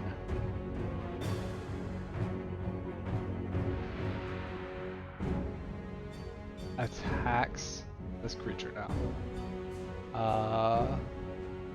Yeah, Molding is going to try to save the person that he is in love with's life. So The spider needs to make a dex saving throw. If it passes, it always passes with this. I don't understand. It's okay. Or, so he gets to do 4d6 plus 8 points of damage. Half of whatever this is. Ooh, you lucky motherfucking spider. So, he's gonna take 15 points of damage instead of 30, and then he's gonna make attack against it. Yeah, that's right. Plus 3 to the damage is fine, but give it like a plus 5 to the hit, so it's 5. 21, 21. Yeah, it only has a 17 armor, which I think we're gonna pop up its armor until at least 21. I mean, let's just go. I don't think 17 armor is good enough for a CR7. Huge spider.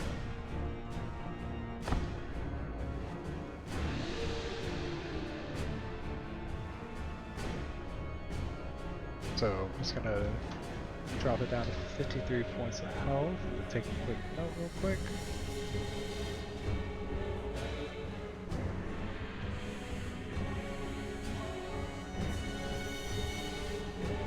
Okay. It's gonna be the Lycan's turn now. And he is going to get d6 plus 14 hit points back. It's only 15. Puts it at 29. He's grappled once again. I don't think he's very happy about that.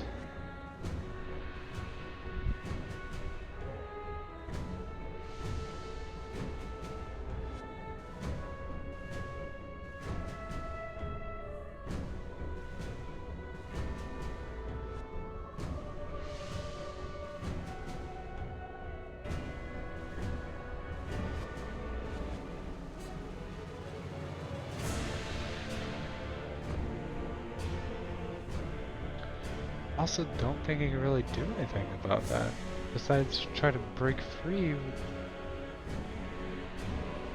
How many of his spells are dual,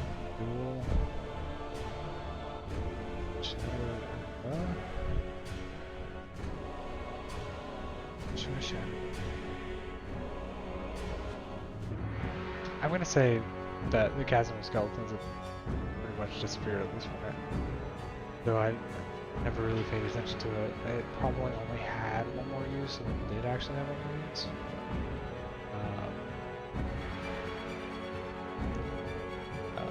Unfortunately, I did mess up a little bit right there. Sorry.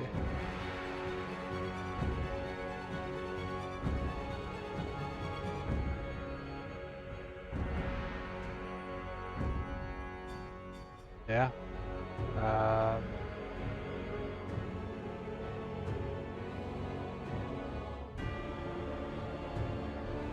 It's going to just no, it's going to try to break free. And it fails.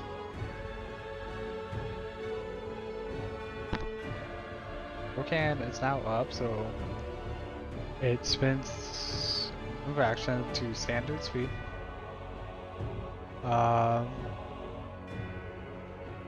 Second action to kind of, well, shit. Yeah, it's gonna like jump back this way, and it's like a 5 foot. And yeah, I would say that's a little confusing, but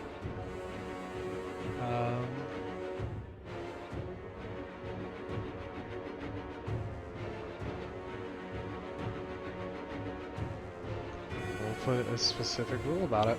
Okay, and then I'm just gonna elemental orb this guy. I think that hits actually. Finally. Forgot I was in Torn Flame. Oh, at the beginning of its last turn, it needed to roll dexterity saving throw. The spider needed to. Never did. Okay, so we'll just, yeah, it doesn't even matter. It would have been saved against the fire. So now it's getting hit by elemental orb, and that's going to be 12 points of fire damage. Puts it at 21. And that's going to be its turn. Spider is going to crawl back down. I would say probably going to move like 5 feet and attack from the wall. So it's going to try to take 3 attack actions. But first it needs to succeed on a wisdom saving throw. I believe it's wisdom. And fails, so he can't actually take any attack actions towards him. But Molding is right next to it.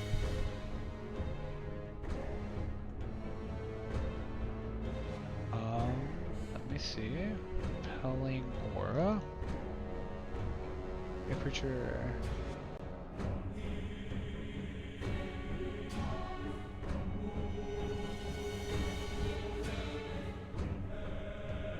That threatens you. So he loses the action, but he can still attack the molding.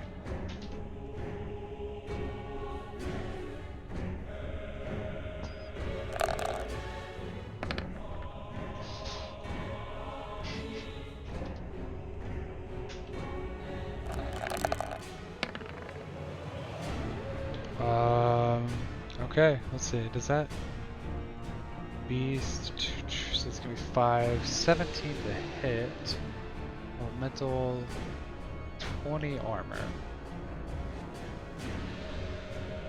Yeah, no, that's gonna miss.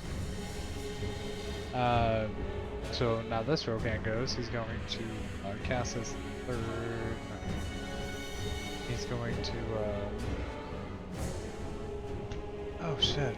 No, Spider was supposed to be cowering the whole time anyways. So, just missed. Torn of Flame? No, Elemental Orb. 1d20. That's gonna be... He's like, ah, the first time sucks. The second time must be better. So he's going to fucking... That's 20!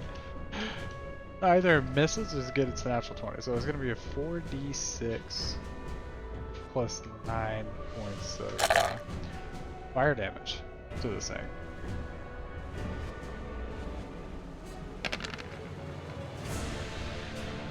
So 23 points of fire damage. 38. 18. And then it has to save on a dex save. Makes its dex save, and it does not. It makes another 1d4 points of damage, so it's caught in fire again. Wow, okay. Champion is kind of pissed off. And,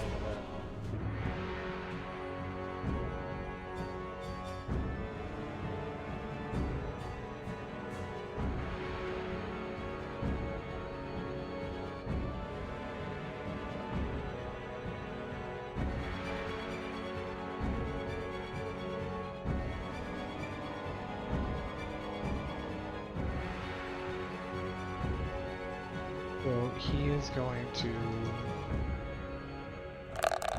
just make 3 attacks.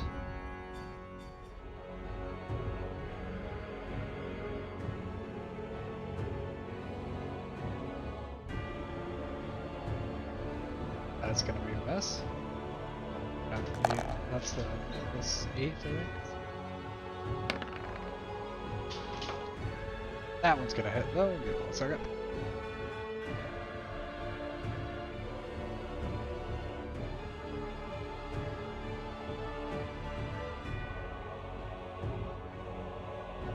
Alright.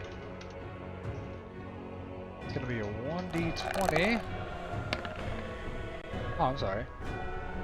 We'll just consider that our last attack roll.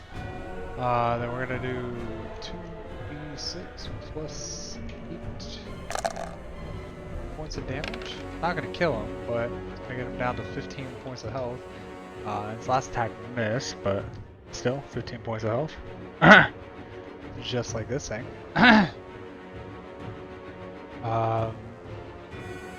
Sage.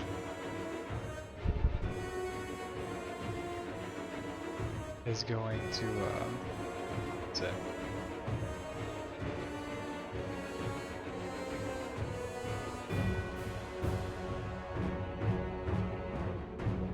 Can he only do that? He's not gonna. He does have wings. So he's gonna 5-foot step, take off, launch a bolt at the spider. That's gonna hit. And this could kill it.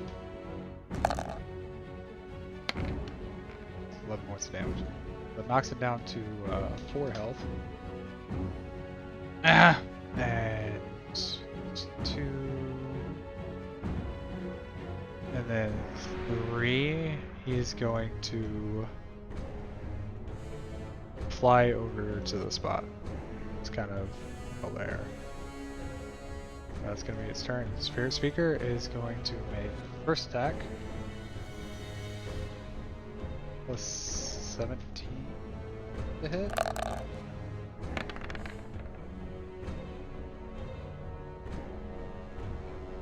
I just want to see.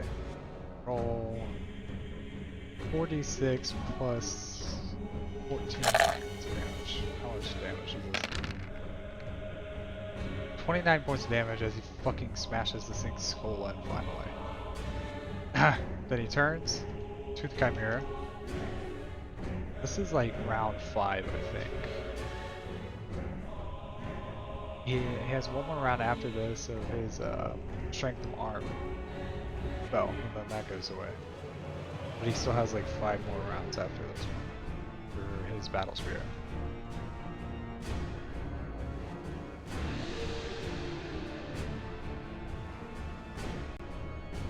So he's going to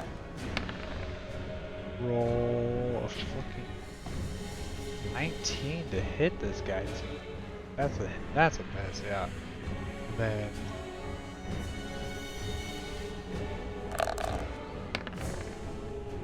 21. Oh, that's crazy. Then it's gonna be that creature's turn.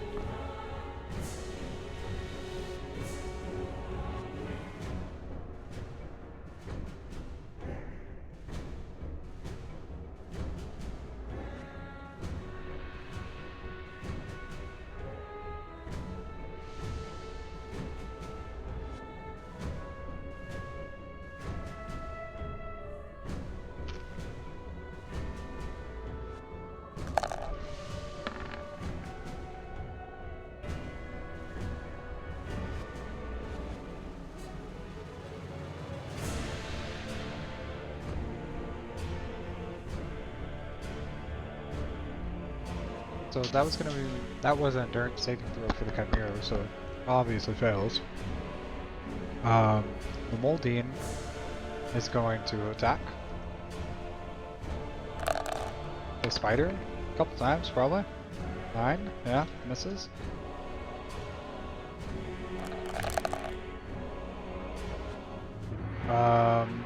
Actually, he's not gonna do that because he is, in accordance with the spell, will first try to be by his friend's side and then attack anything that might be threatening him, and nothing is.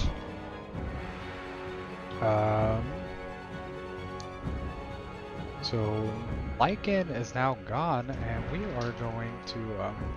So one thing I do want to note. We're not going to repeat any monsters in the waves unless like we destroyed all 20 of them, and if that's the fucking case, then I really have some balancing issues to deal with. But yeah, I mean, my guys are supposed to be heroes, so let's see, 1d4. Let's do 1d20 first. Let's see what we got. 18. Piagor.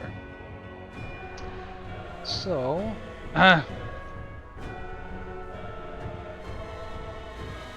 let's see if we can find something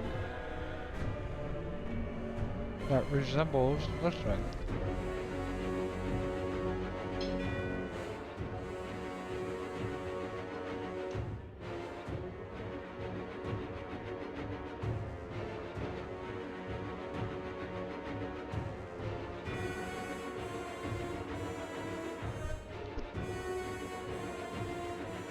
I don't think we are gonna find something. Not really.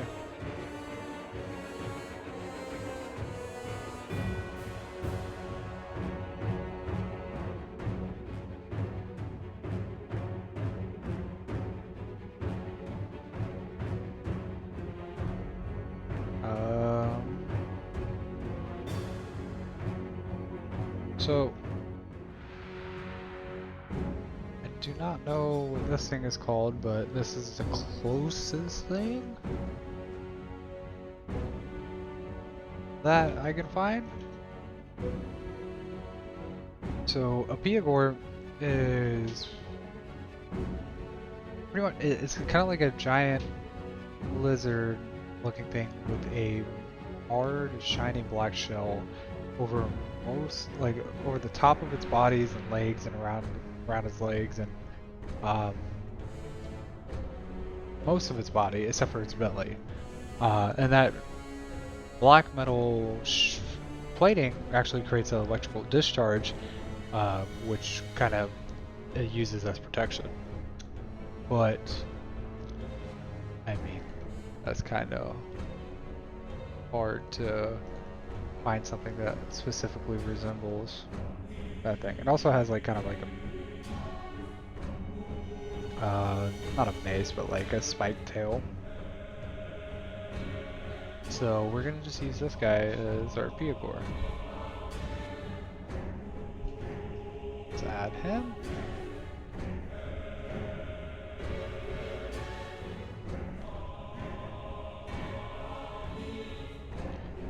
And we are gonna figure out where he's spawning.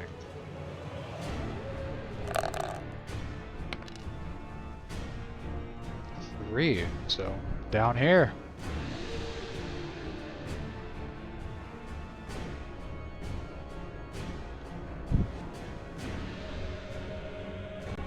And another huge creature. Oh no, wait, I gotta find him. Piagor. Yeah, huge. I thought so. Okay.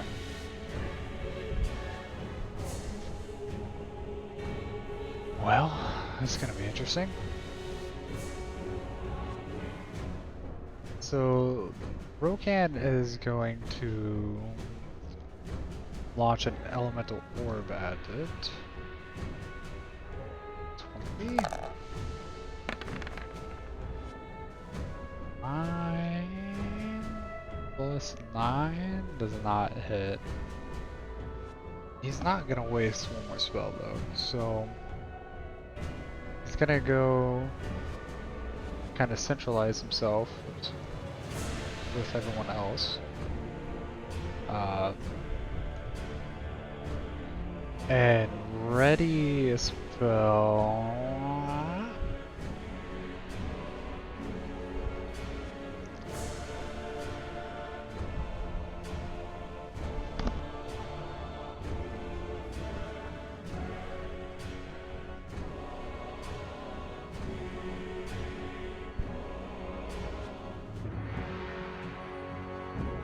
Yeah, he's gonna ready a spell just in case the Chimera wakes from its paralyzation. This guy is going to have to roll dexterity saving throw real quick. Fails, so he's gonna take 1d4 points of damage. There's a 25% chance that it dies. And, nope, 2. That's at 2 health. It's gonna take a 5-foot step and it's gonna make 3 attacks.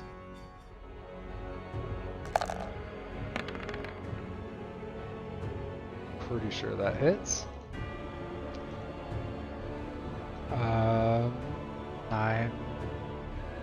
Yeah, so what is that, a 21? Hurricane Magician has 18. Definitely hits.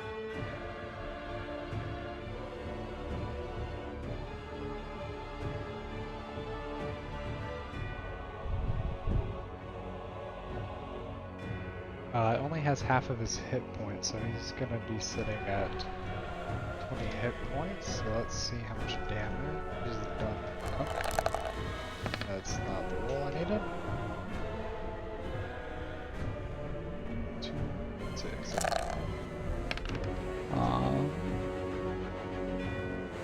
Yep, 2d6. 11 plus 9, so immediately kills him.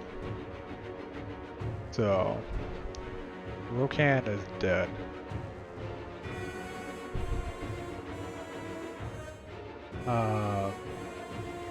These guys are both well, the molding isn't, so it's gonna run up behind, I think, right?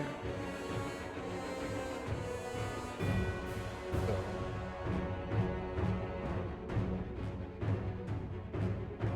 five, 10, 15, 20, 25, 30. Yeah, exactly. It's gonna roll one more time. Bam. That's going to be 18 to hit, so no, that actually misses. Then it would be this guy's turn, but he's dead.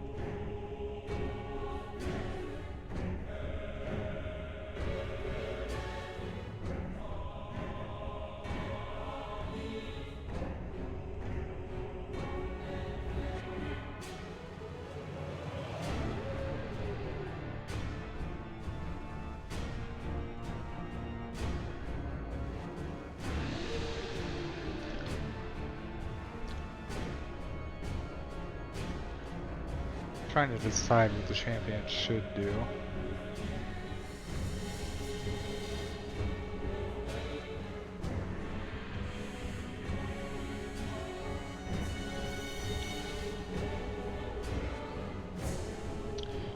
He is going to drop his whip, pull out his quarterstaff, then take 2 attack actions against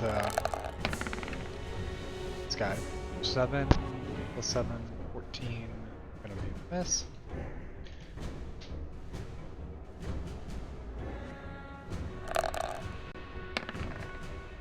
And that's a 22, which I think is a hit.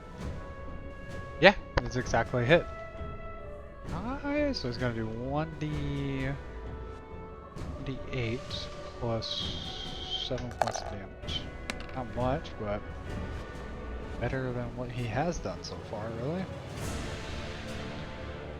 It's gonna drop this guy down to 3. It's going to get a free attempt to save. Doesn't save yet. God.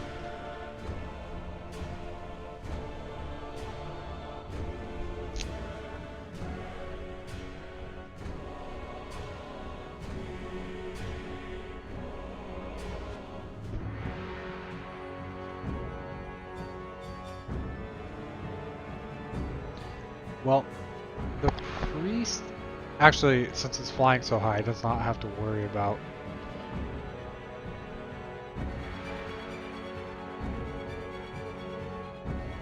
It missed its attack on the Vol'dine, right? It's okay. We'll have plenty of time.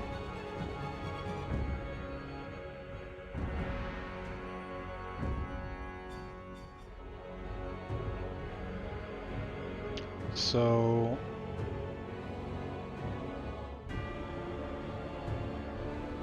I can't believe I'm getting like such high-level combatants. And my guys are doing fine.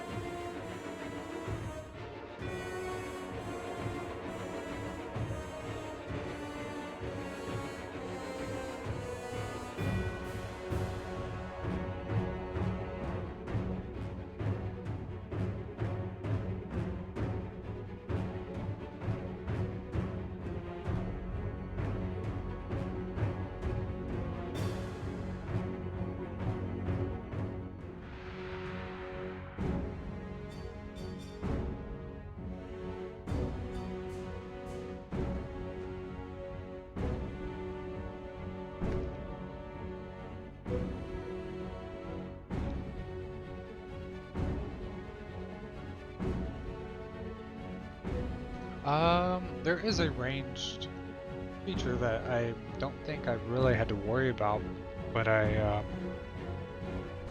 I've missed in my campaign too, but honestly we haven't really dealt with too many attacks. But we're going to deal with it now because our sage is going to make an attack roll against the Chimera.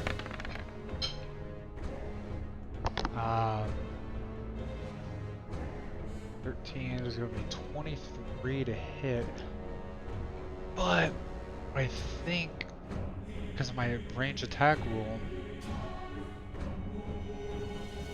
that I just recently rediscovered, that's going to be a miss.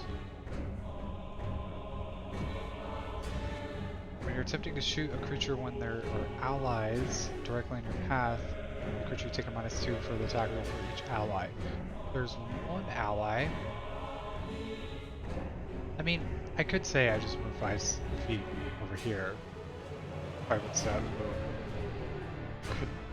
That's direct, so that would hit.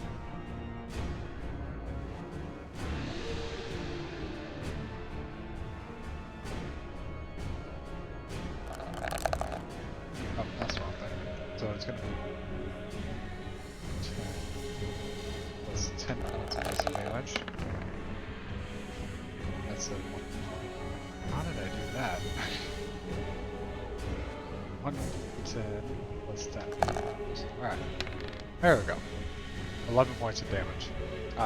It gets to attempt to wake up from its paralyzation though. 20. It's rolling, dude. It honestly just rolls that like over and over, 6 and 7. So that's 1 5-foot step. Oh, that's 1 attack, 1 action. Oh!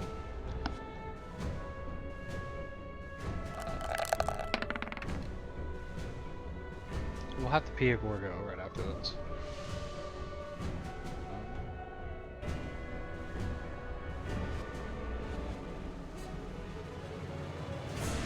Gabor should be... Oh, should be 15, so honestly I should have just went right before this guy, I think. Yeah, that's fine. But it's still cool.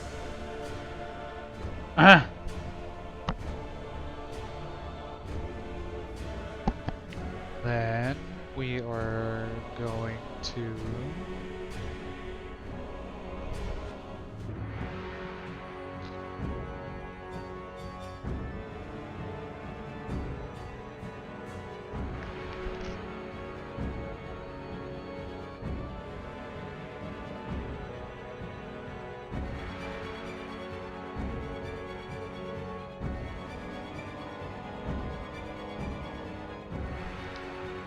does anybody need healing? Rokan definitely needs healing, so he's going to cast Healing Ray once again.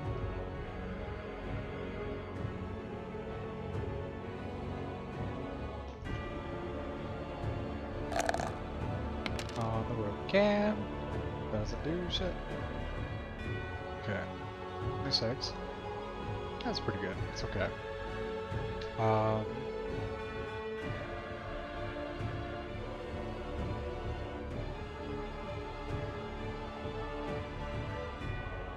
Today.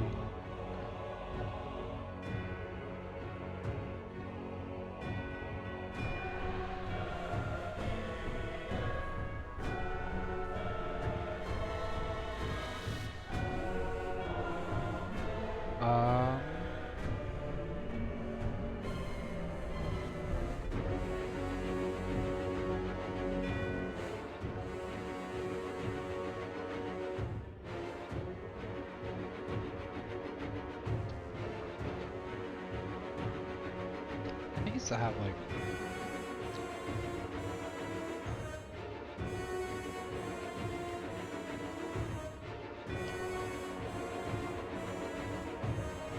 alright, I'm gonna need to write a note about this, but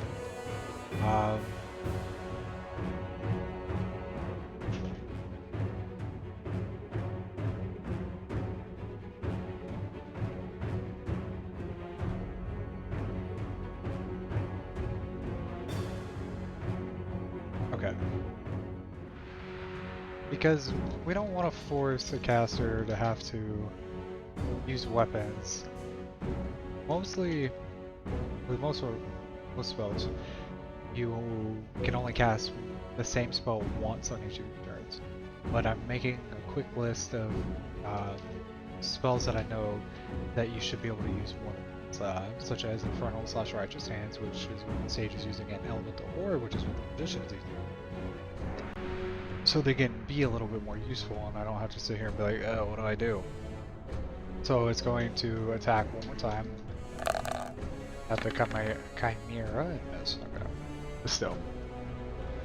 Okay.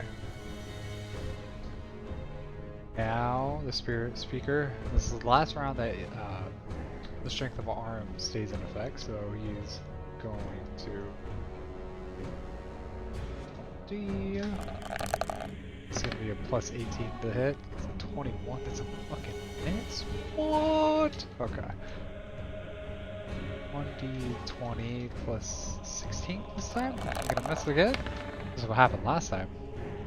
22 is exactly a hit, is it not? It's exactly a hit. My god.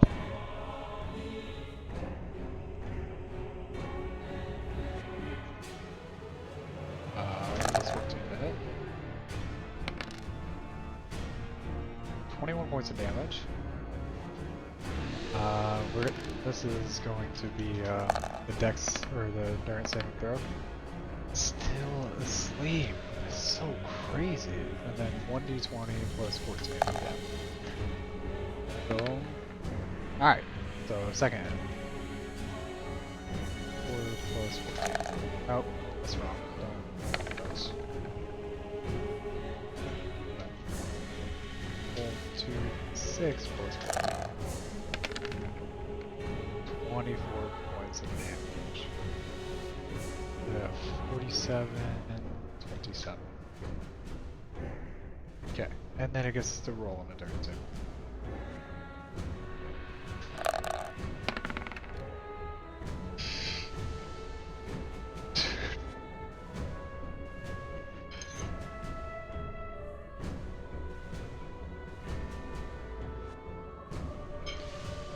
I don't even know what to say to this shit.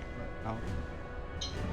Like, this Chimera has just been made useless, and it's had every opportunity in the world not to be made useless. It's not like it has a low endurance, it's just, it hasn't rolled higher than like a 7.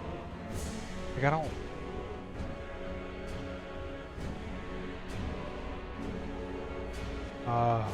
It's crazy. Absolutely nuts.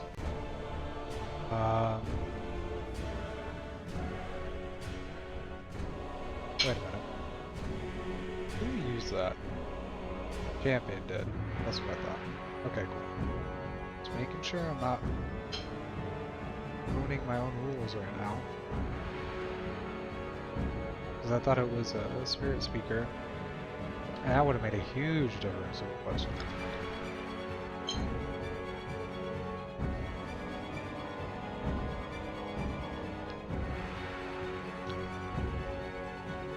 So Chimera gets to go now, and I'm gonna roll 1d20. Finally, it breaks out of that paralyzation.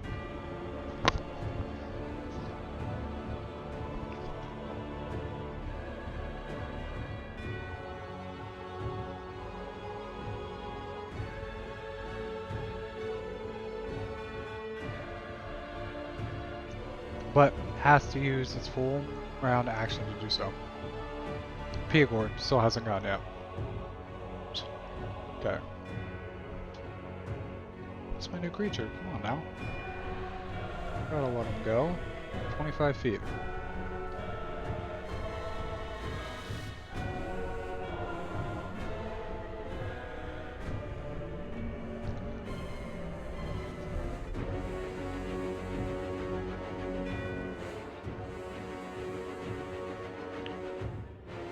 So it just uses its full complement of movement to get right there. Moldine is going to attack the blood tip spider. No, he's not. He's gonna miss. He is, since actually, yeah, he's gonna use plaster and angle it in such a way to hit both of them. No, he wouldn't do that. I don't think, actually. He's not really, like, that intelligent. Also, he's just trying to protect his love of his life.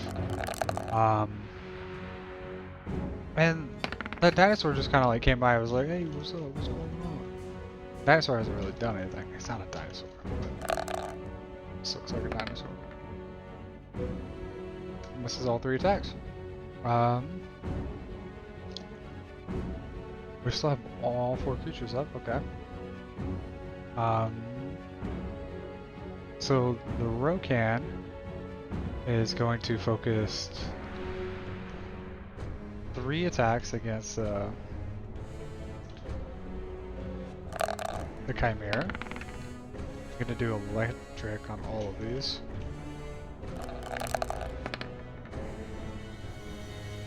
Oh, wait a minute. I don't know if I did. So 10, that's a, yeah, that's best, and then it gets a +5 to this one. Yeah, all 3 misses. Blood tip spider though, going to roll a dexterity saving throw. I don't think it, hold on.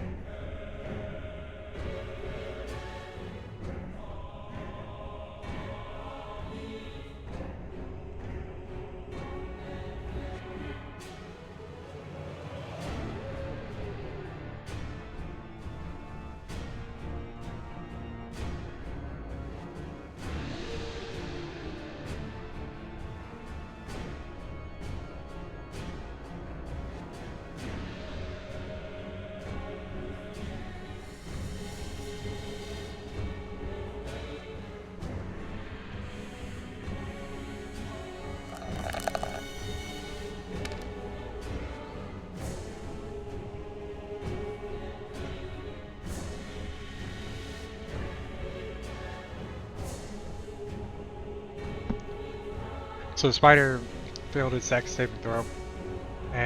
was still on fire and took an additional 1d4 points of fire damage.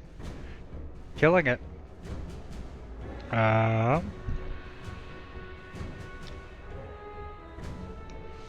It's gonna be the champion's turn now. And champ is going to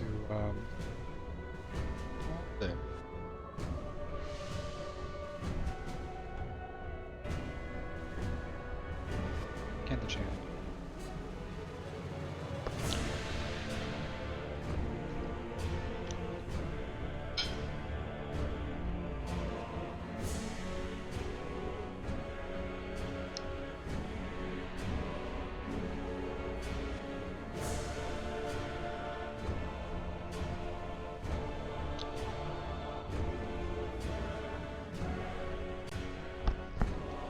He is actually going to try to invoke an open chaos on the Peogor.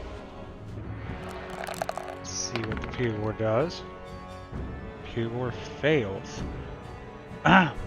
So, on its turn, it is going to be confused. Second, he is going to make 2 attacks. Chimera.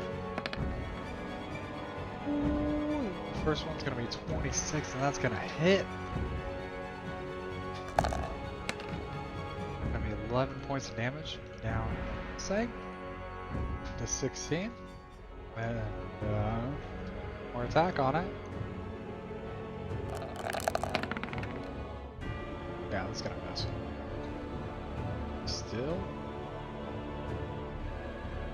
Still a pretty decent round, better than most of those rounds. So this is for confusion. He's only confused for 1 round, so let's roll 1d100 and see what he does. 78. You attack the closest creature to you.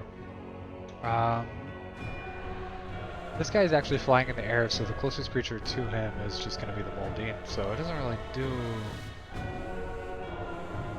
much way of actually being effectual. So it's just gonna make 3 attacks.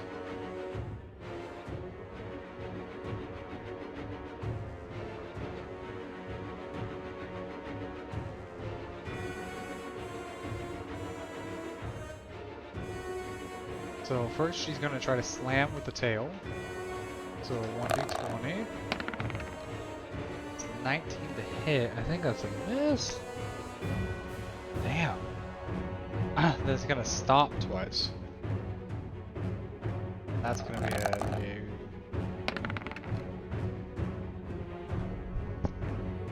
yeah, +9 to hit, so that's gonna do 1d6 plus 11. 1d6 plus 11, so 15 points of bludgeoning damage. Let's see, does a Moldine have... yes, has resistance to non-magical bludgeoning. So it's only going to do... it's 15, so 8 points, so it's going to go down to 25. And then it's going to get hit 1 more time. Maybe? I can attack 1 more time. Or this is +7, I think. That's going to miss.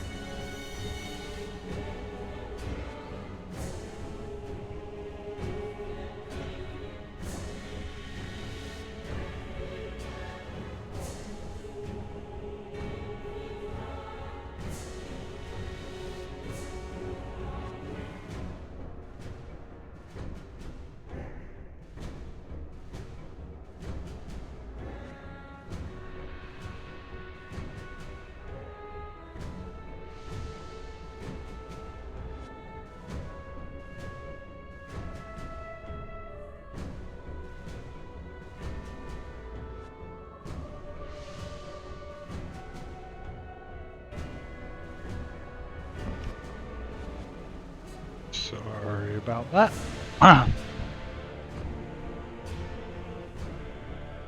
So it's going to be the priest's turn.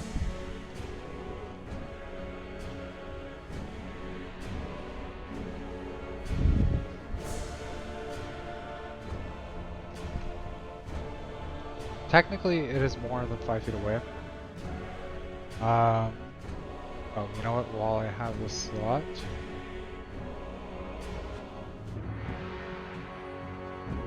tail can probably reach. Okay.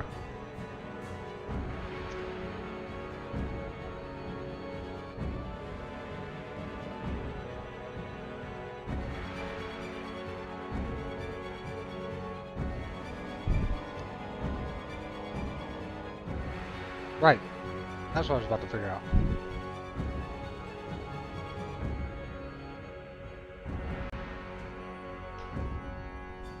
Infatuation. I'm gonna say that the Moldine gets to re-attempt to save throw now because it took damage. 11 plus what is it? Wisdom saving throw. I don't think it passes. No. Close, but no.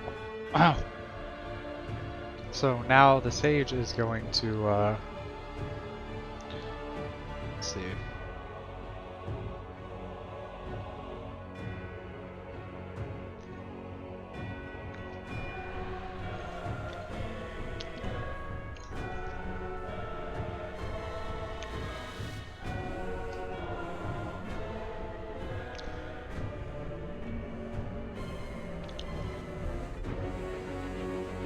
Sage is going to cast 3 bolts. First one is going towards Chimera. It says he's going to go towards Chimera again. That's also a miss. He wants to get his friends into the battle against this Piagor. So that's still a miss. Damn, yeah, he misses all 3. First action, he is going to restart his strength of arm, so he's going to go back up to 17. I think that's the second and last time that he can actually use that spell. Yeah, so he's done with those for the day. And he's going to yeah, that's a hit. So 2d6 plus 14 points of damage. It's going to be 23. That's going to kill the Chimera, so the Chimera is finally down. Then he is going to go 5, 10, 15. Come over here and roll another attack. Igor, let's see.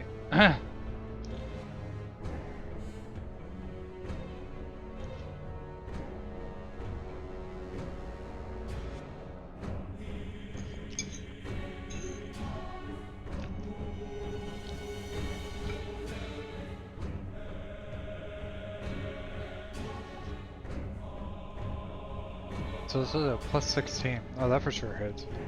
32.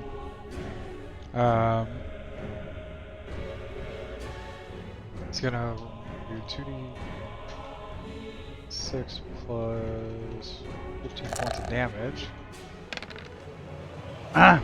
So he does 23 points of damage. 13 puts it at 87. But the Piagor is electrified, and the Spirit Speaker is going to have to roll an endurance saving throw, and I think that's going to be a fail.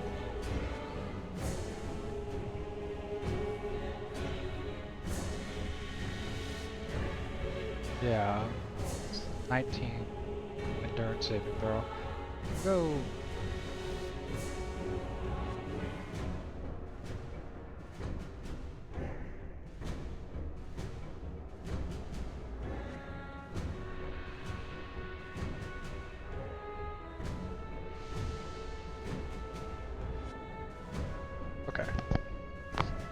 still going to be fail, so the Spirit Speaker is actually going to take 2d6 electric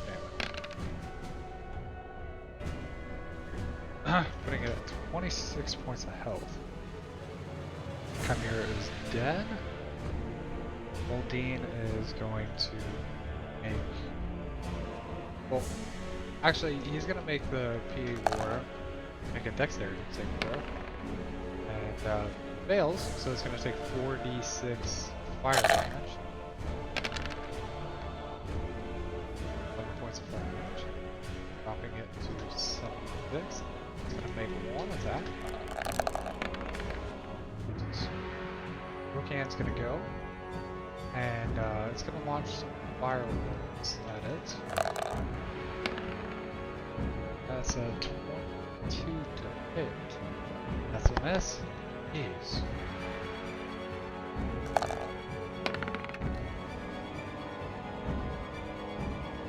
That is a 23 to hit. That's a hit.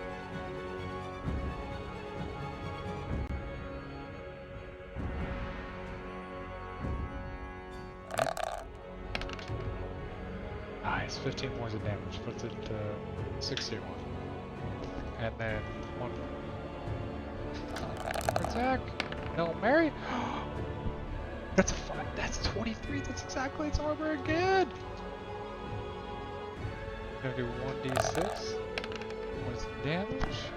Well, 3 plus 12, so it's gonna do, or plus 9, so it's gonna do all damage. With 59, 49 health. Right. Spider is also dead. Oh, the Rokan. Sorry. Let's just do these two creatures' turns. So we got two creatures that are spawning now. So let's just do 2d20. 12 and 15. Let's see what we got here. First we have 1d4 plus 1 Seekers and an elephant.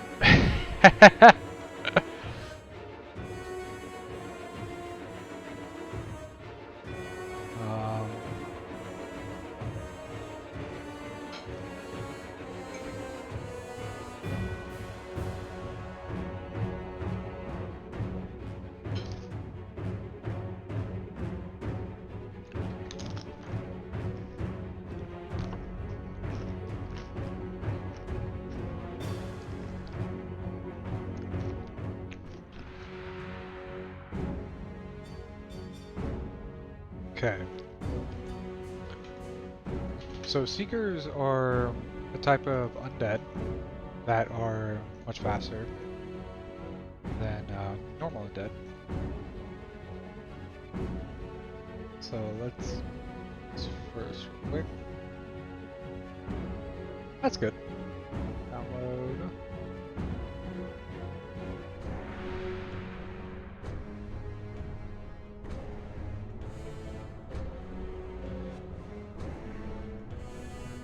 Okay, let's figure out exactly where these Seekers are going to go. So this one is going to be 2, okay. And then we're going to figure out exactly how many there are, so it's 1d4 plus 1, if I'm not mistaken, is what we wrote. Yep, so d4 plus 1 Seekers. So 3 of them. That's pretty good. And let's roll initiative for these guys real quick.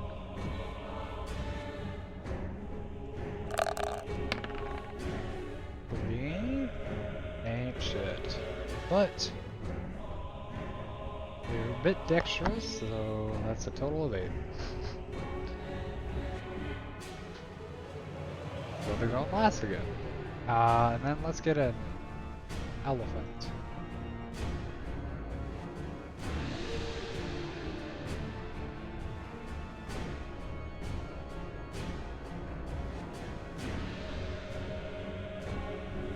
There's some interesting elephant art.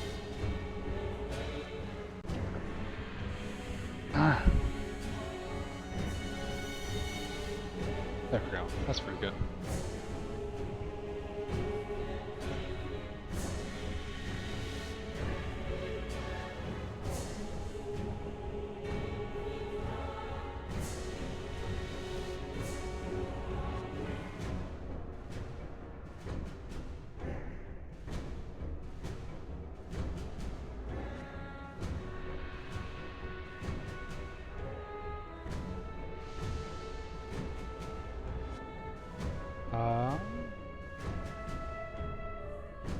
Okay.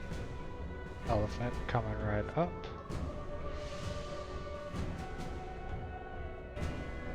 This is it? Yeah, this has to be it. And let's see where he spawns. It's gonna have to be a different spawn point than these other guys. 3, okay. Elephant, I think, would probably... If it's not huge, it should be. Pain in my ass.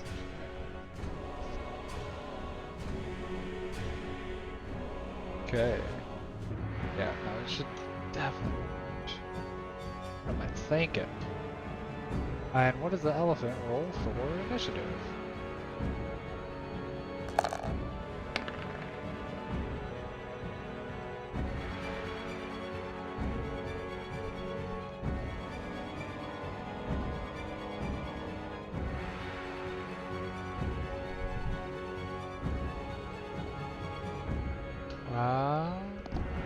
So an 8? Wow. I mean, they did show up late, right? Okay. Blood tip spider is no longer here. Give me one moment, I will be right back.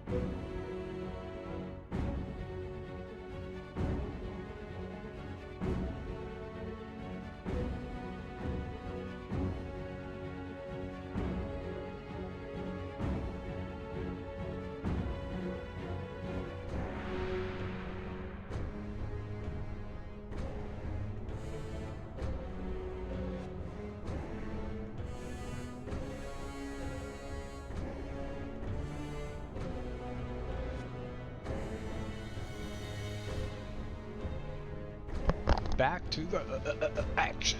Alright. Champion is going to can't grapple any creature that is one size larger than him. So he's going to continue.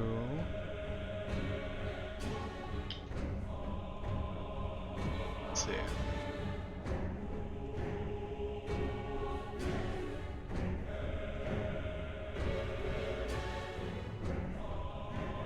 Before he moves, let's see. What options do we have before he moves?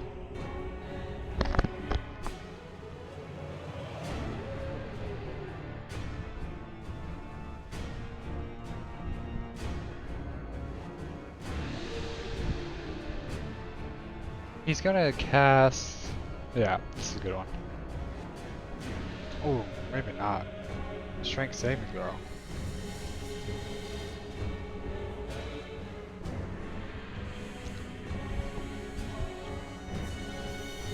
No, he's going to cast Channel War and give himself more points of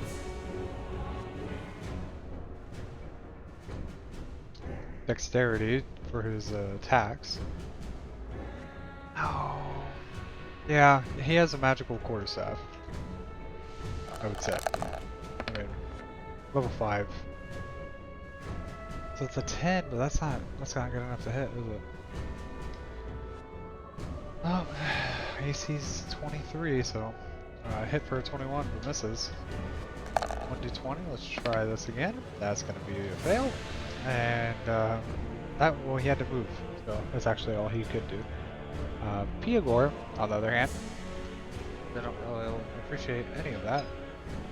None of what has transpired since the last time he went, and is going to use an ability it has called Surge. So, from left to right, we are going to roll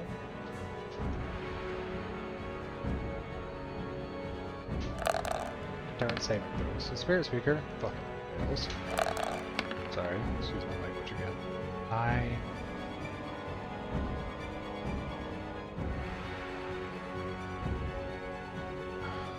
Yeah, fails again. 9's not even that bad of a roll. Fails.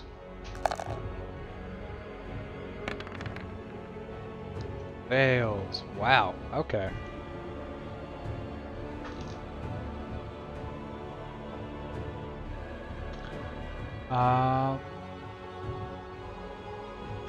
We're gonna keep it. Yeah. Okay. So. Lucky Ducks. Actually, I messed it up. There's supposed to be one more. Oh, not as lucky. 19. Put you at 7. Put you at 5. Put you at 21. And it's going to put you at 6. And you get to roll your saving throw again. Okay, let's see.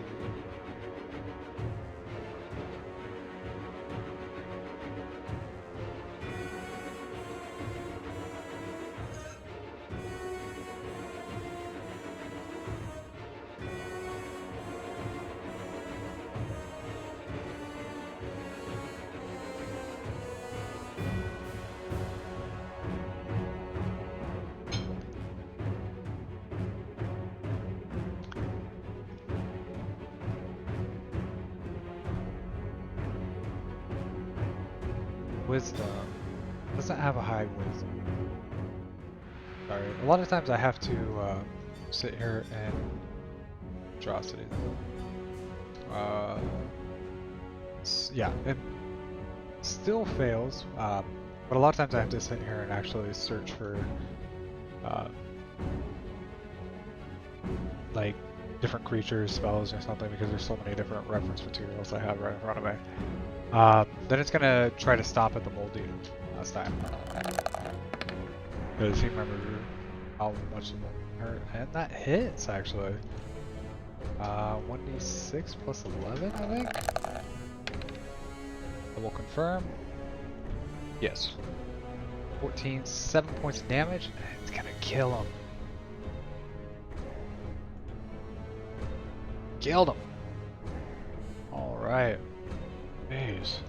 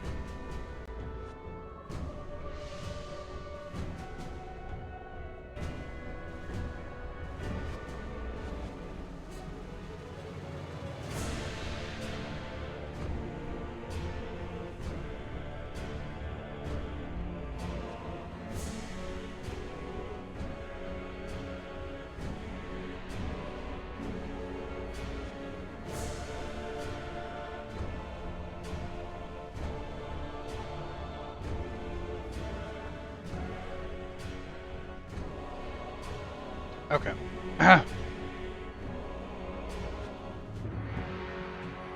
So, he's gonna fly back. He's gonna cast Healing Ray on the champion. So that's 2d4 plus 10. 17 points of health. That's pretty good. Pretty good. Nothing to scoff at. He's gonna cast Vigilant Healing on the Sphere Speaker.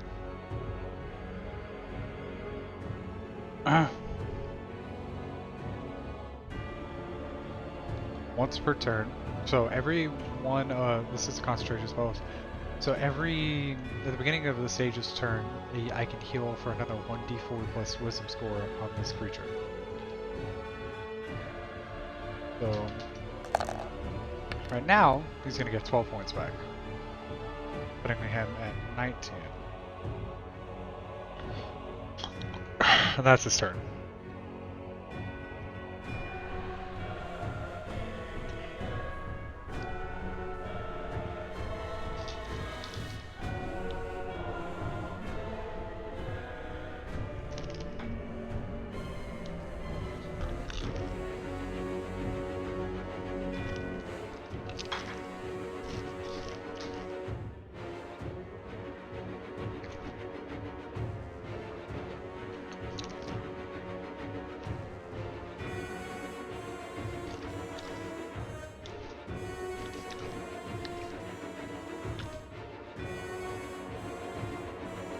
Okay, so this guy is going to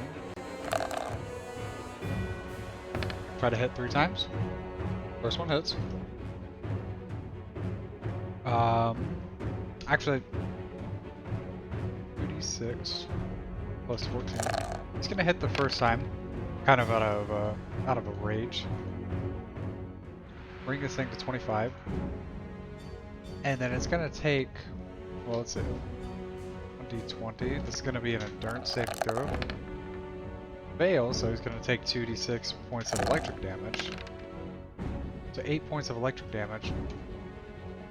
And he's like, nah, I'm not doing this. So he's gonna drop back 5 feet.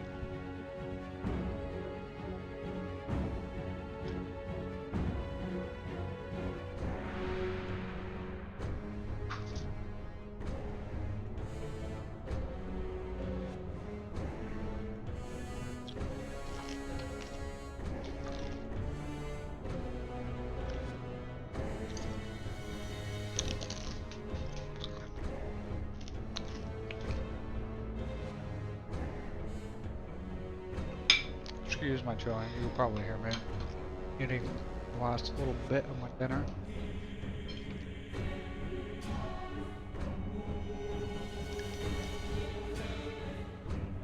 No, why would no?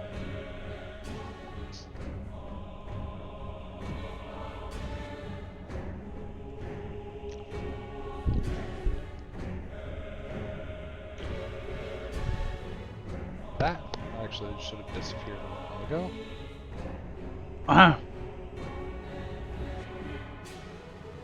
So he's going to drop a boulder right here. The P-board needs to roll dexterity saving throw. And it fails, so it's going to take 4d10 points of bludgeoning damage, which is actually halved because yeah, it has a resistance to non-magical bludgeoning, but it's also now knocked prone.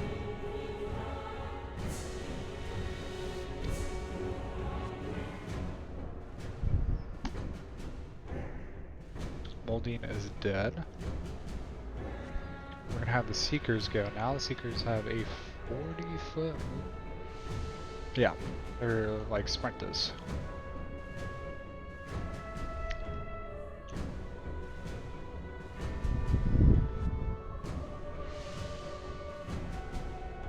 Okay, so this one So 75 to get there.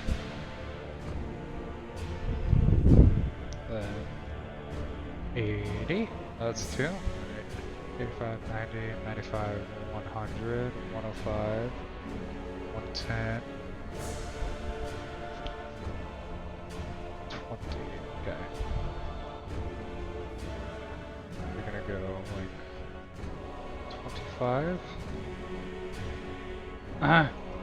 30, 35, 40, 45, 50, 55, 60, 65, 70, 75, 80, 85, 90, 95, 100, 10. This thing could probably do that. There we go. It sneaks up from behind. The elephant? Huh. What's the elephant do? Elephant can move 30 feet, which makes sense. Little big guy.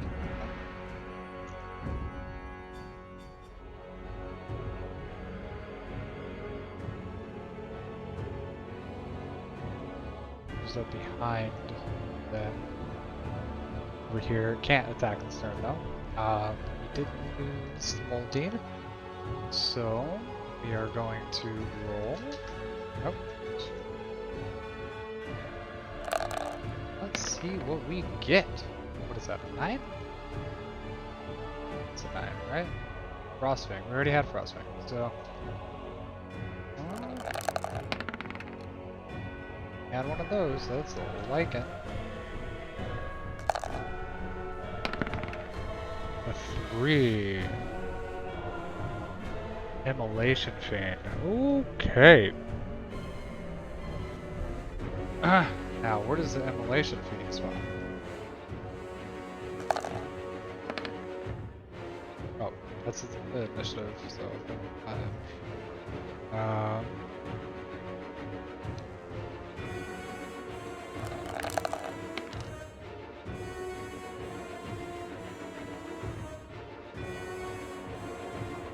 roll that out of order.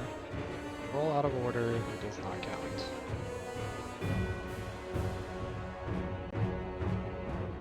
So, let's roll time. Okay, error. Oh. I have my deep bad blocks up. I do not need the deep bad blocks. Okay.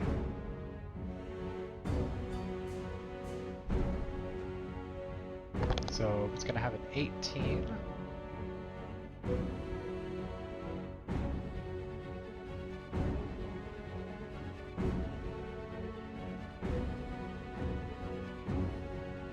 Okay. So Rokan is first.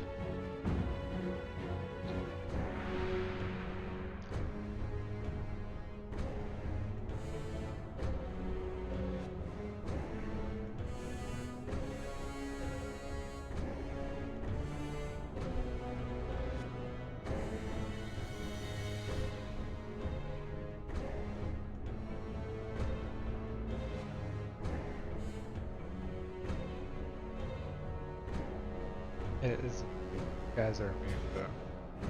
Yeah, so it's going to first make a knowledge check.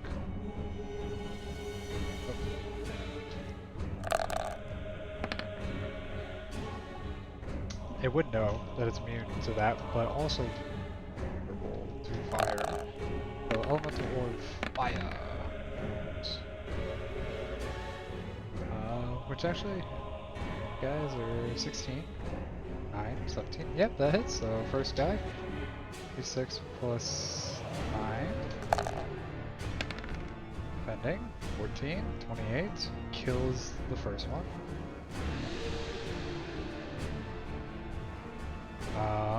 Then going to make an attack on the second one.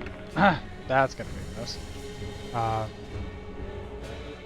then attack again on the same guy. This is at a +5, so chances are okay.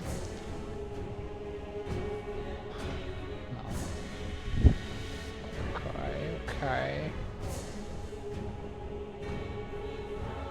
I think I need to put on this guy. That's what we're gonna do right now.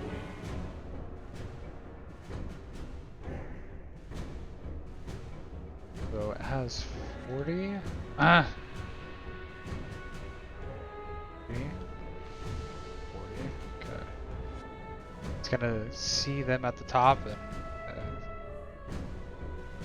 actually no, it's gonna I'll run over here.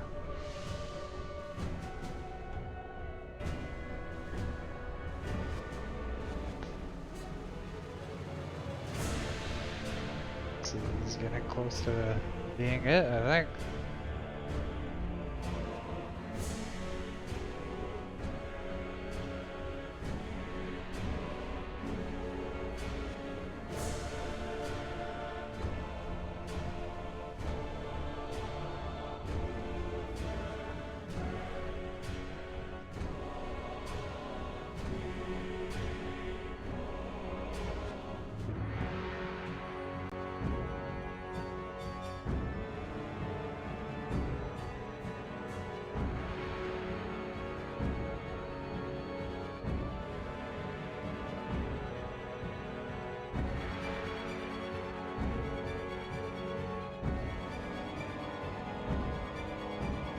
Let's see. It can Shadow Burn Ball.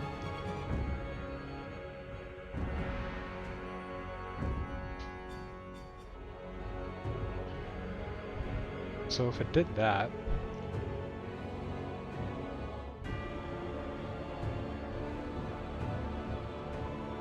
did it like that angle right there? Yeah, I can.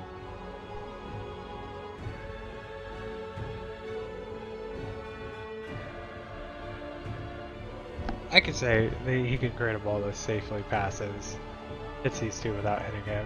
It's yeah, it's pretty close. It's gonna be like right in front of both. So left to right, elephant's going to roll a dex saving throw. That's definitely a fail. They're both at negative, so.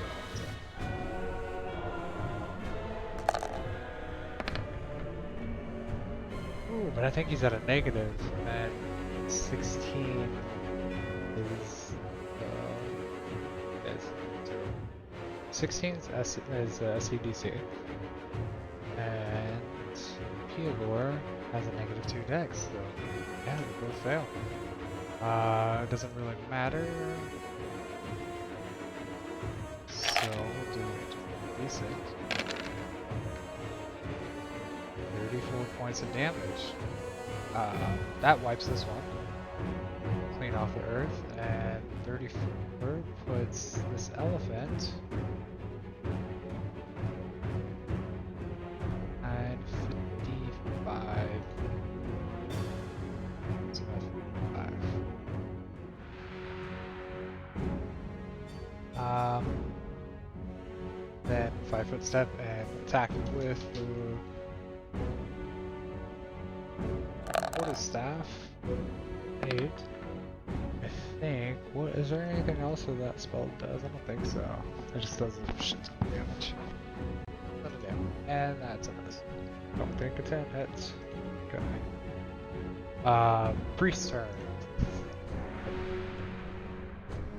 He's gonna get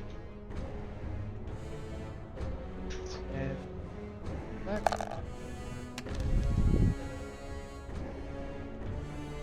14. 24.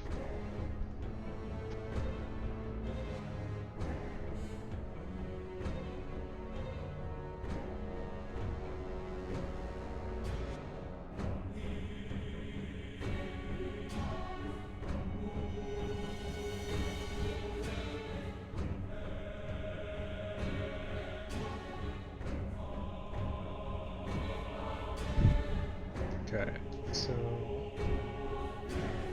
there's that. Oh, these guys both need to roll wisdom saving throw. 20 left and right. Fails, so he's gonna get stuck back here. The immolation feat. Same shit. Fails, so he's gonna get stuck back here. Good to know.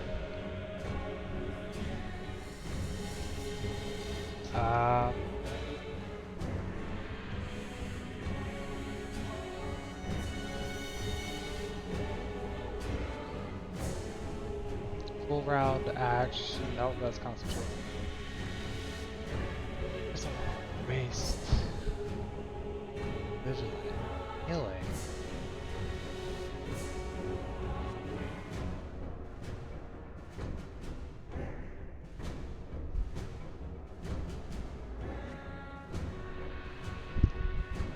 I'm gonna launch one bolt at the zombie. Right, focus. That's gonna hit.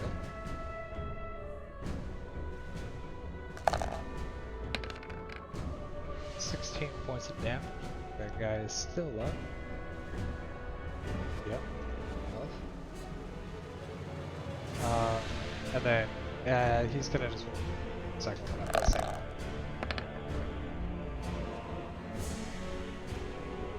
It's 8, 15. This is off by 1.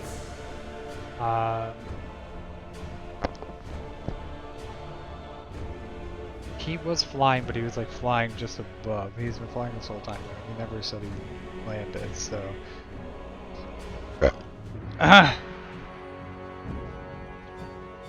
He is gonna go like over this way. Yeah.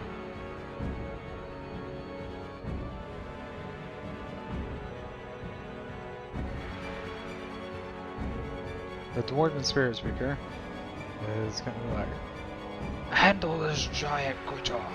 It's gonna go 5, 10. Actually, let's say 5. You can see them from right there. So 3 5-foot step to adjust, which.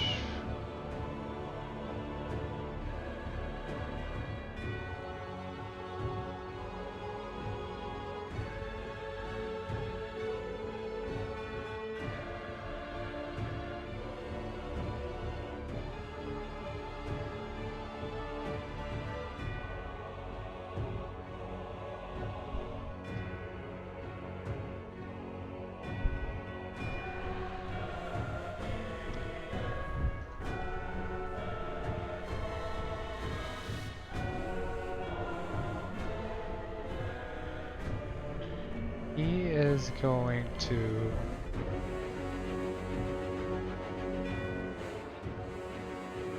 drop his strength of arm so he can create a wall. 5, 10, 15, 20. Oh, maybe not. Their concentration as well.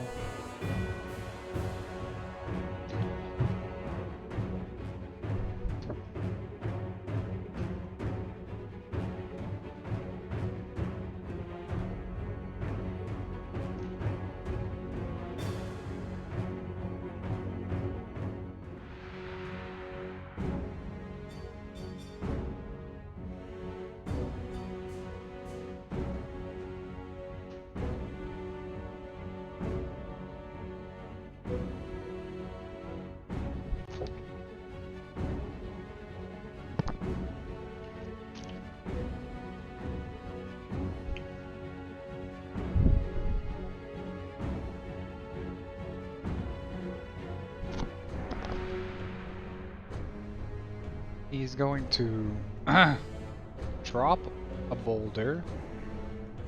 No, dude, no. Doesn't make any sense.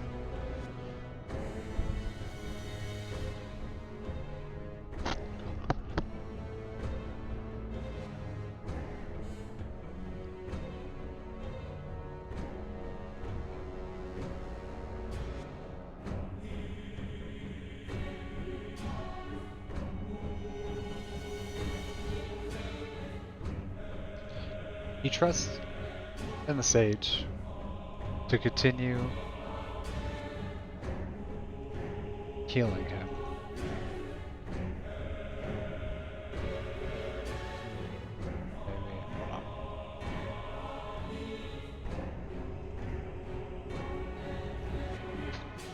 First, he is going to, yeah. No, okay, so he's gonna flash forward. Second, that's the free action. So first action, now he's going to cast Turn Undead, which is a Spirit Speaker actually ability. And so we'll go first the closest one to him. That's gonna be a fail, I think. Yeah, 17 is all, yeah, so plus 7, I might go. That's fail as well. So they both become frightened of him for 1d4 plus 1. Oh, sorry. So 1 plus... So a whole minute. So 10 rounds. Becomes frightened of him. Next two actions, he is going to attack D20. The Fiend. Yeah, that one's a hit. Let's just roll both. Let's see. 7, 16, 23. Immolation Fiend has a 23, so hits exactly. So let's do 6, 6 plus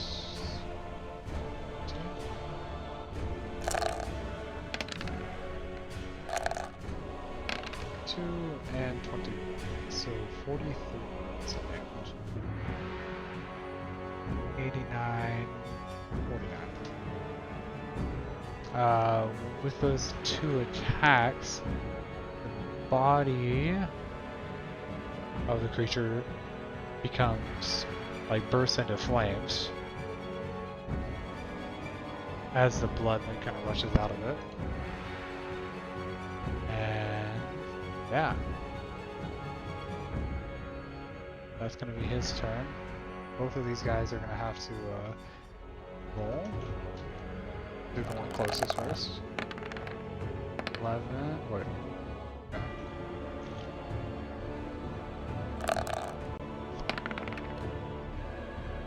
So they're both frightened. Still. Wait. I mean, I'm doing my own. Spell it wrong. Okay, do my own. You cannot move closer to the target affecting you with shaken. And you take -2 to all attack. Additionally, at the beginning of turn, you have a 50% chance. Okay. So they have a 50% chance to spend their full action moving away from the creature affecting you. So I have to roll 1d100. Let's say 0 through 50 is a success for the monster. So first one, not a success. Second one is. Okay, so this one is just going to pretty much, let's say run to just this end, and this one's just gonna take its action as normal, so it's gonna go over here, get flanking, which I think this is like the first time any of my creatures ever has got flanking. When you're adjacent to an enemy creature and you have an ally directly on the other side, yep. So it is going to get a +2 to the roll. Since flanking is a combat ability in my game, that is what the actual roll is, but the champion for sure has a stupid amount of armor, so... But, not too stupid for natural 20, nothing really is. So... He's gonna do 2d6 plus 5 damage.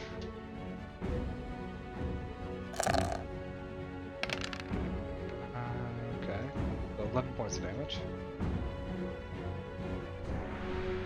And that's gonna be their turn. The elephant's gonna go. Elephant has a +9 to... Well... So it's just gonna make a few attacks at him.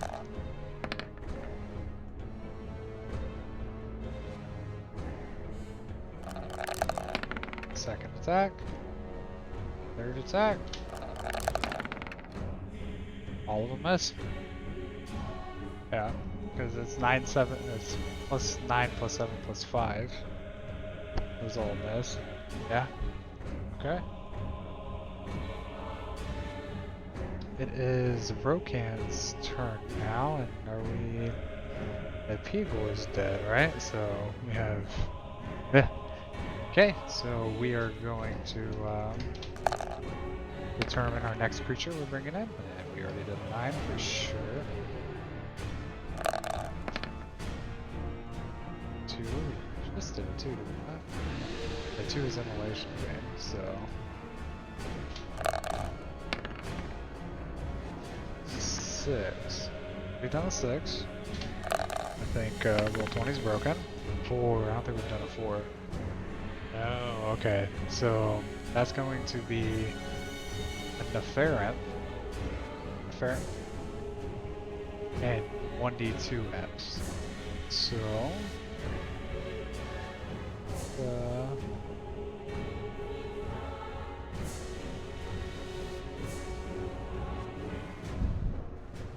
let's find an imp real quick.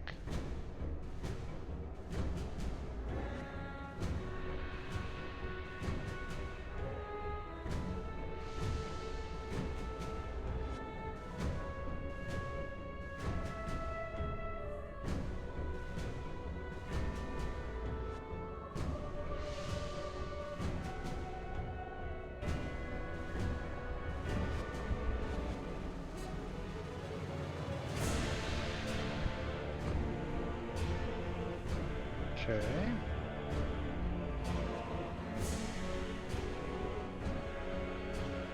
Oh. So this is gonna be our end. First, before we find everything, let's roll 1d4. Figure out exactly where we're gonna be going. 2, so over here as well. And then let's roll 1d2. See how many imps come along.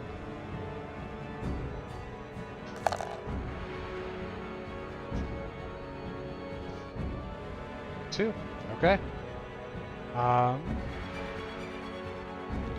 Let's scroll pretty far down for Neferent. So it's a long time ago. There it is.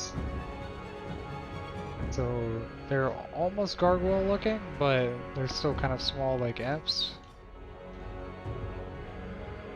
Yeah, let's see.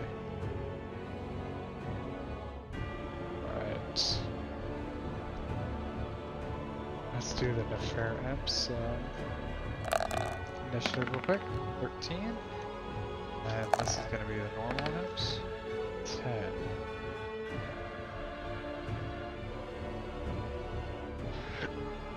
Alright, demons. So Farum has a 17 total, and the imp has a 13 total.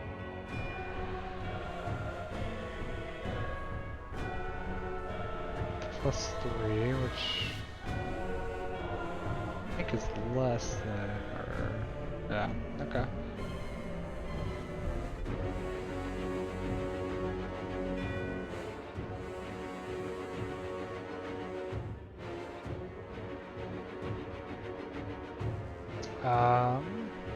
A Rokan is going to try to hit that Seeker from behind. Misses.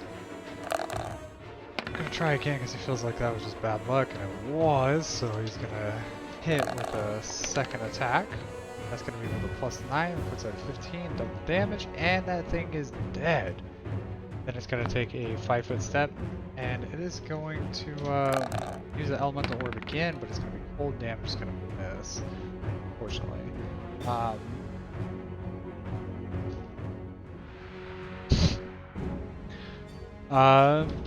The Immolation Fiend is going to take multiple attacks against Spirit Speaker.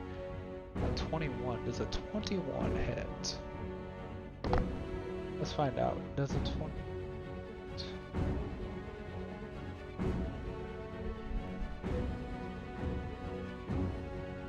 22 is armor. Wait, is it? Is 22 the armor?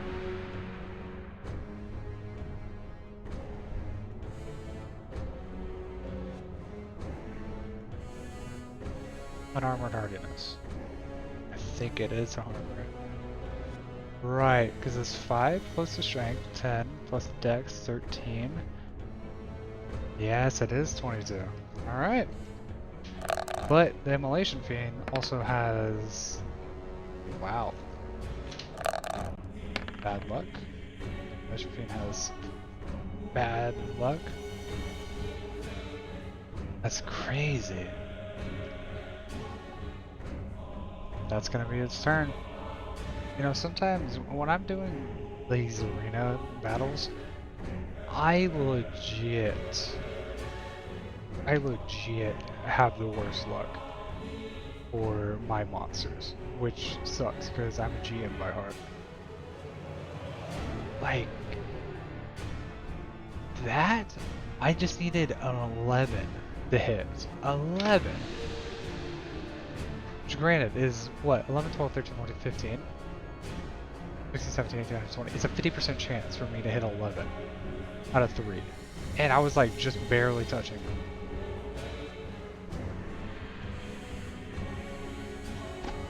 Alright. So, the Ferret is going to take an action to fly. And then, let's see. Let's take a look at the speed of the Neferet.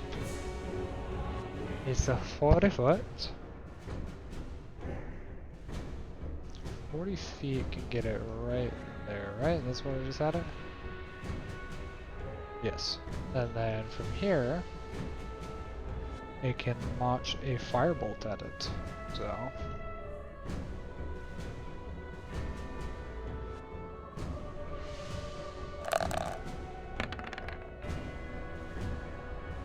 Plus 5, that's gonna be a miss.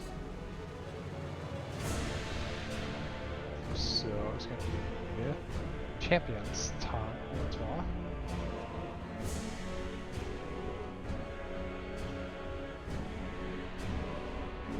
Yeah, okay.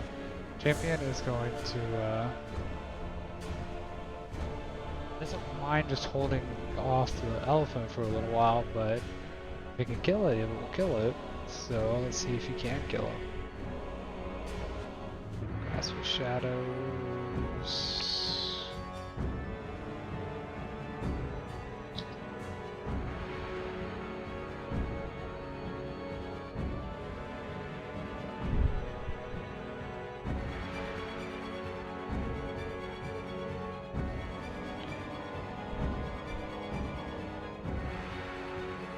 So it is actually going to cast Inflict on that elephant. I know this creature with the deeds and endurance.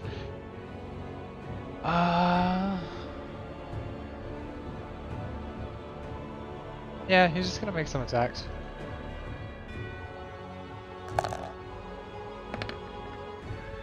That's for sure a hit.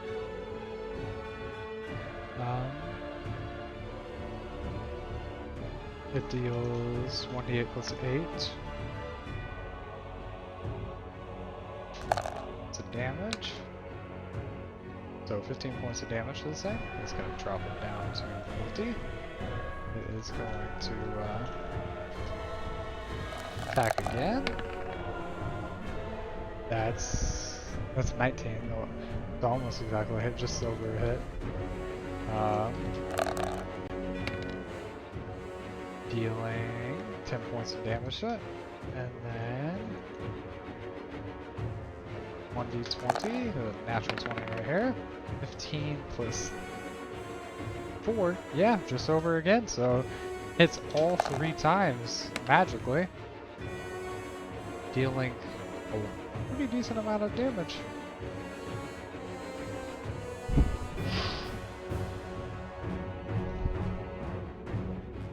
Okay, the priest is going to heal the spirit speaker. For d4 plus 10 points of wisdom.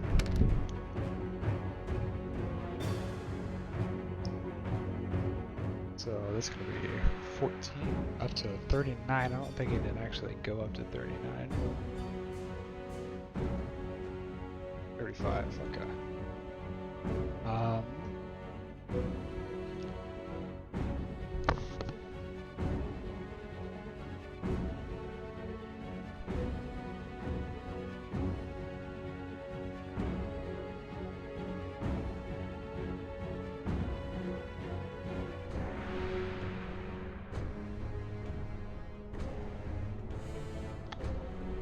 so I'm going to.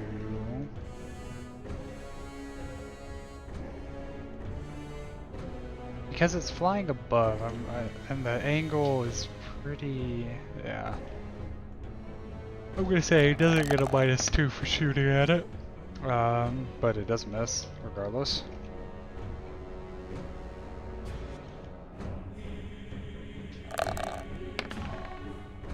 That's definitely it. It's gonna do 110 plus 10 points of righteous damage. Whoa, 12 points of damage. That was almost much better than 12 points of damage. Puts it at 5, and then it's gonna take one more. Yep. And that's going to kill it regardless. So elephant goes down. Now it's the imp's turns though. Imps have 30 feet of movement, I think. 30 feet of fly movement? Yeah. So, there. And this imp flat? Yeah, okay. And their firebolt should be able to, yeah. Yeah. And they both, okay. So, let's see, 1d 20. That's the first one to hit, for sure. Let's see. Second one's not. Okay, let's see with this guy. Okay. Natural 20. Okay.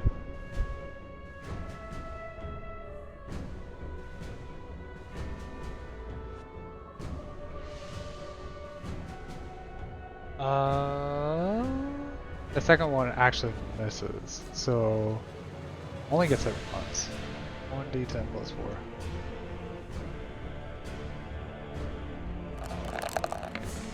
Still takes 12 points of fire damage. Wow. Puts it down to 23.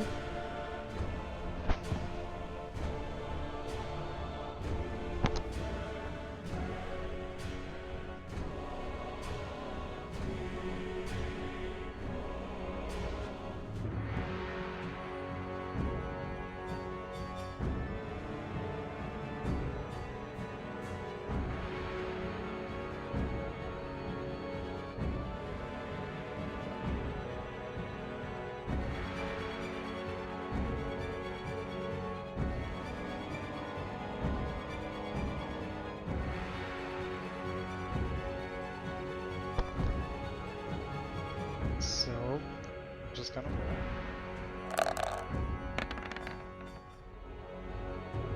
It's definitely a hit. That's 2 hits. Alright, let's see where he's at with 2 hits.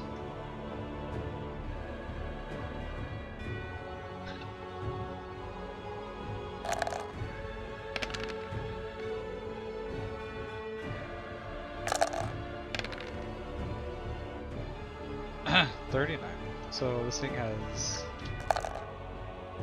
chance? No, thing's dead.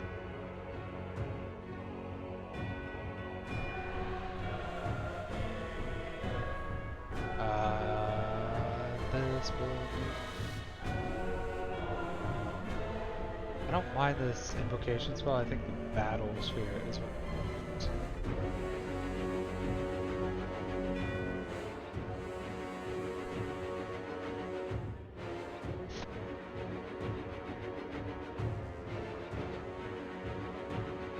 Okay, this thing has to roll again.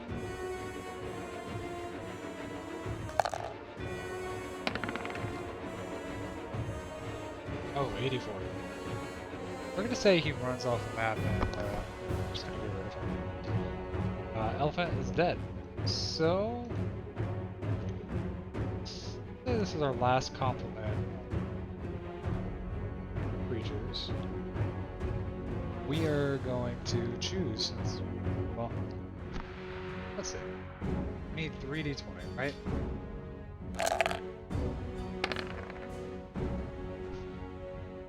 And 16. 6.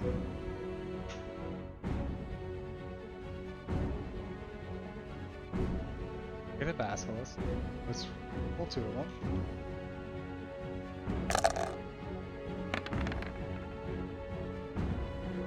Yep. Yep. Okay. So 15, 16, no, only a 17 out of the fall one. Out of the higher order? Oh, okay. So let's see. 1, 2, 3, 4, 5, 6, 7, 8. There's only 8 left? Serious? 1, 2, 3, 4, 5, 6. Wait. Okay. 1, 2, 3, 4, 5, 6, 7, 8, 9. Should be 11 left. Oh, the longer. Yeah, okay. So I'm just having bad luck.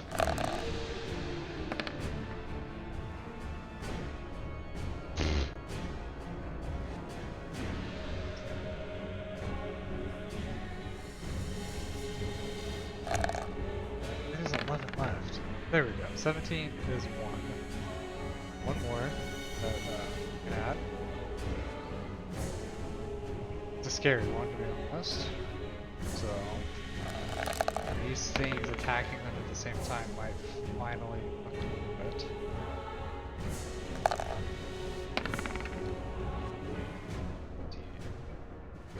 I think. So, we have 10, 13, 17. So, first off, I already have the spider. Spider, a snake, so we're just gonna go with the snake.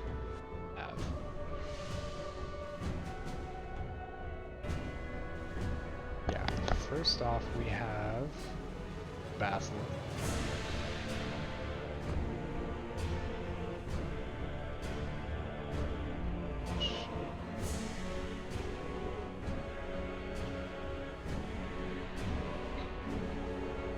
Yeah. Doesn't look like a basilisk, but we already have a snake. Yeah.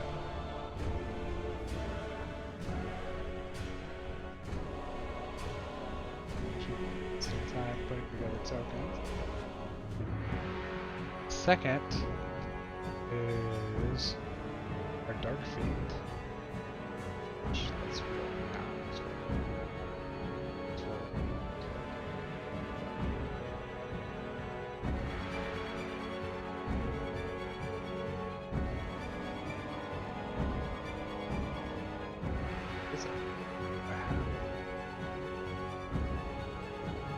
Time I had it. Did I use like a different?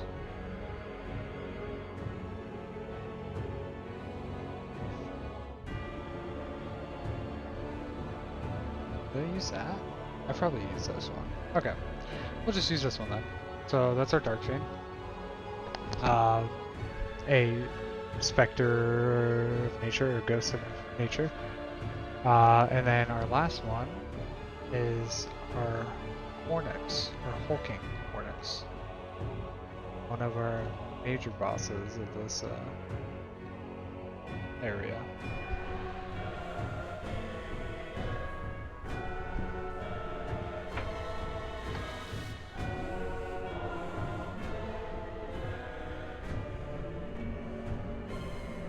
So let's go back up to the basilisk.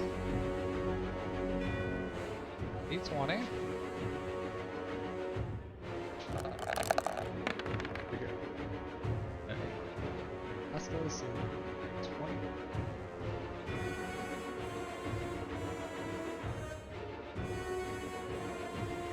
I think it has luck, so we'll just add this one, which is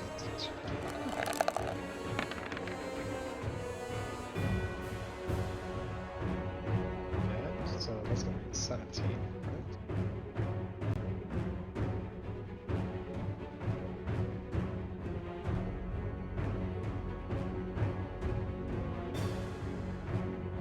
Yeah, it's same exact dex for the other one too. Let's go for this. And the Hornix, true to its size and name.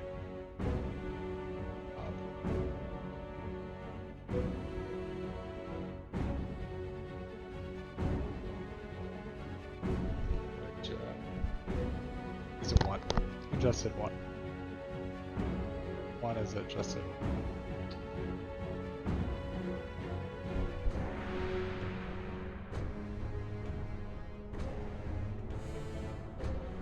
Okay, let me see.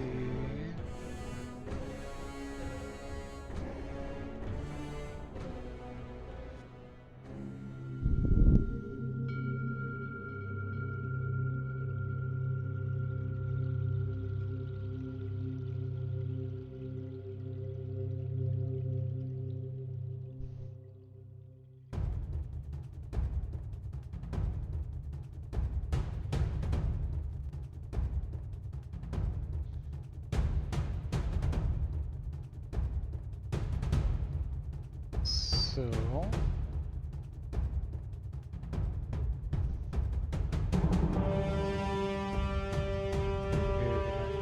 at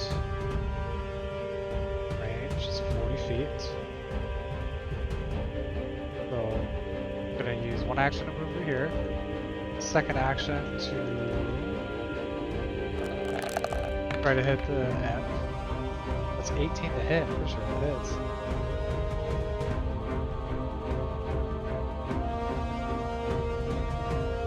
Do like electric or something. Actually, it's gonna first roll knowledge, so we're gonna keep that one as an attack roll.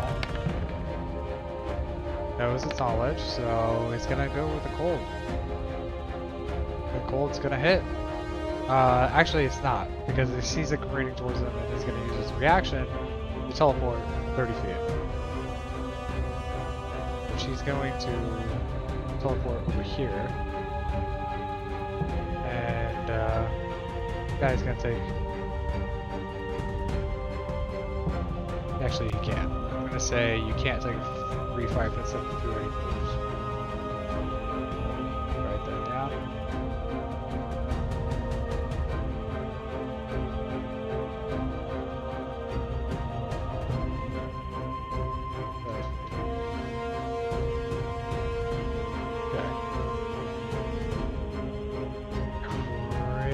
This music.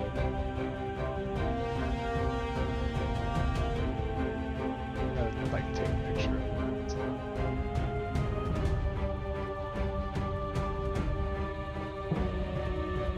There we go. Okay.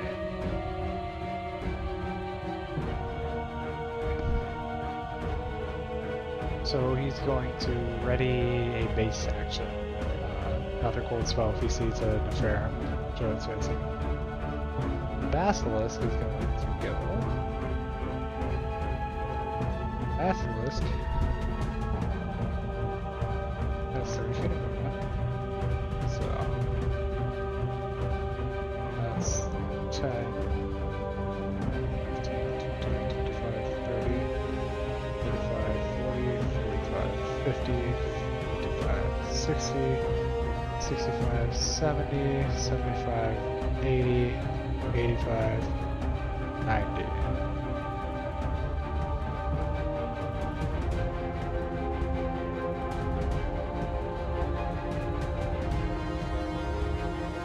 From this angle, we can actually make...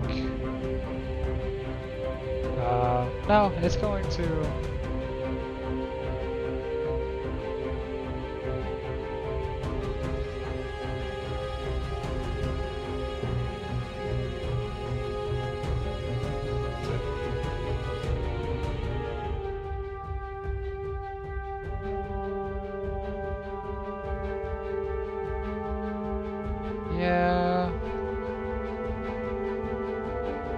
it's going to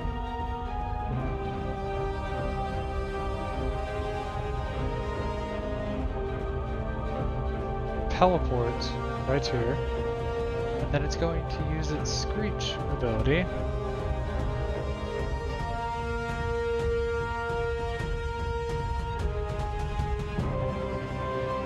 Okay, so from left to right, Spirit Speaker to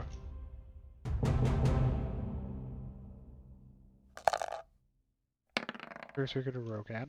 Okay, Spirit Speaker for sure. Okay, Rokan for sure. And Sage. Well, it's a natural one. So Sage is actually stunned for 1 round, which means it loses concentration on the spell it was casting. Still stays flying though, because those are magical wings. But it loses Vigilant Healing.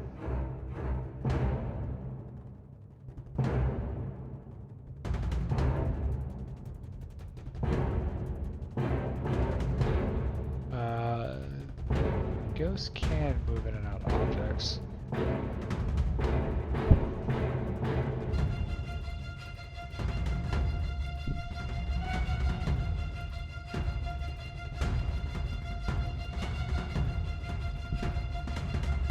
I'll say it just flies straight towards the champion. I'd say at the very least can hover.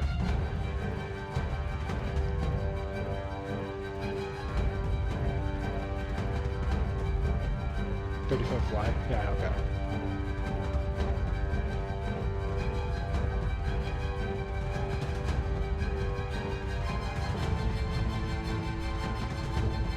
It's going to get into that guy's face.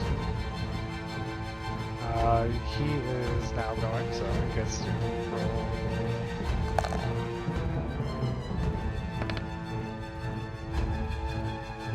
The first hit, I think, is just gonna kill it. No, it can't actually.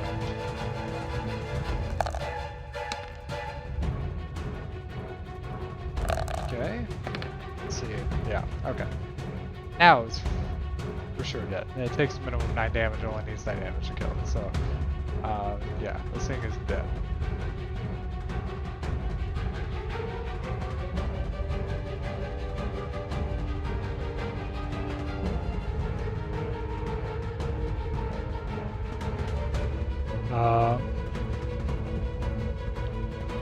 He's going to move up here.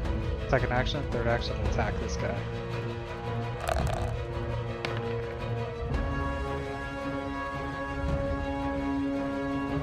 Six, 13, I don't think it is. Yeah, okay. So that's his turn. This guy's stunned for 1 round, so. Imps are going to launch fireballs. This guy's gonna launch 2 to him. Now this one's gonna launch 2 to him, and this one's gonna launch 2 to him. 3.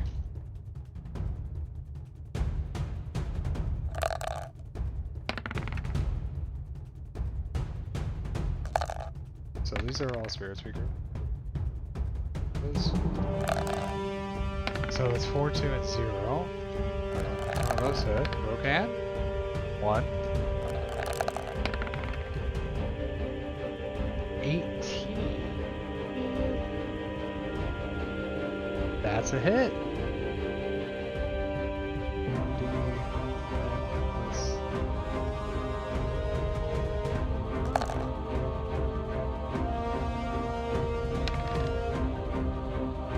Points of damage to the Rokan. Drops him down to 16.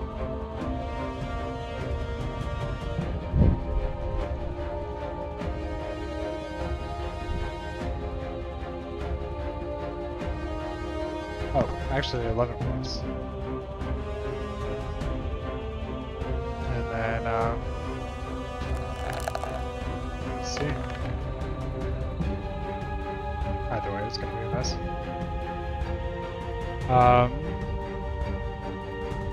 So with the Basilisk rules,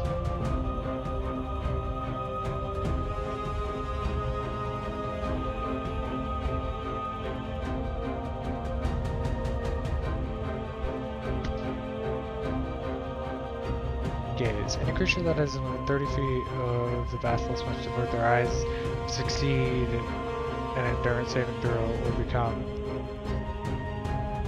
or succeed on an endurance saving throw and become permanently petrified. Creature averts his eyes. Yeah, okay, so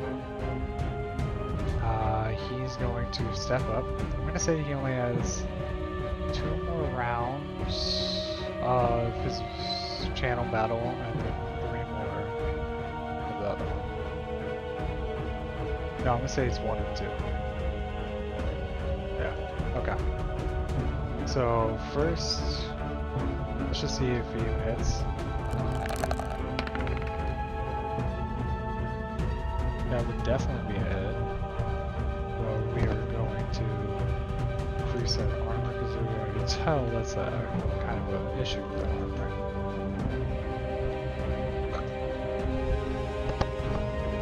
Then he has to roll 1d100. Oh.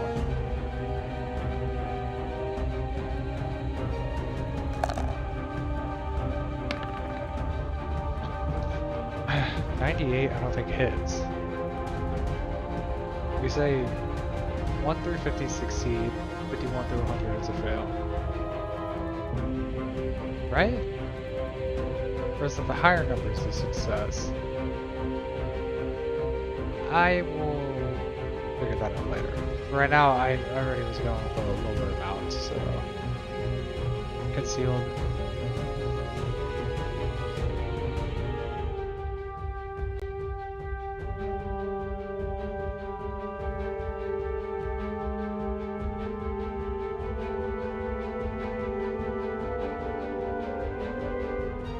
So, no, it just does a -6 to the hit. I thought.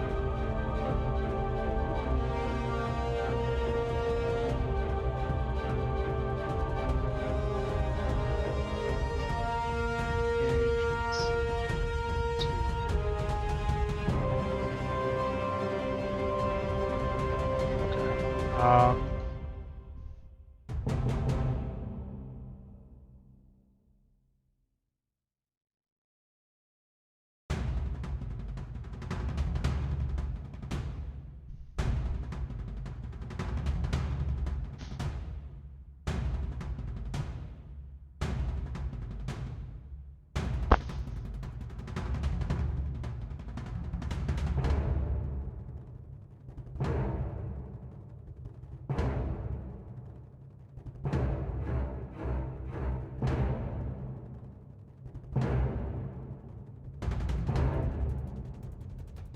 Okay, well he gets a -6 to the attack. So he still hits. Doing the math right, because he gets a +18 to hit. Yeah, so +12, so 23 still hits. So that's going to get the guy down 70 hit points. And he's going to make 2 more attacks. That's a hit, because the Spirit Speaker is literally the most lucky character I've ever created. So that's going to be 20. Okay.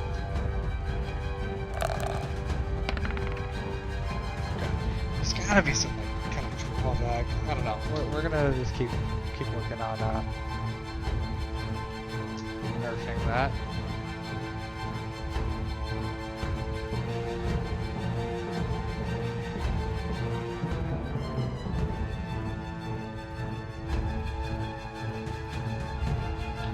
Okay, so it's gonna be the whole game that makes us turn now.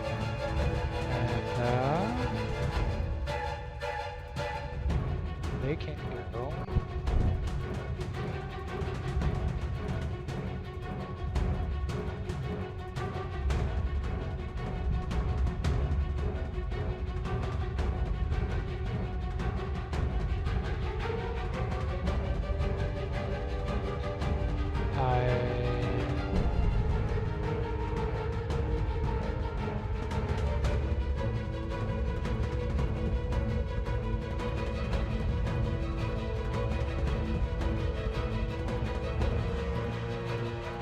think I'm gonna change these statues here into pools.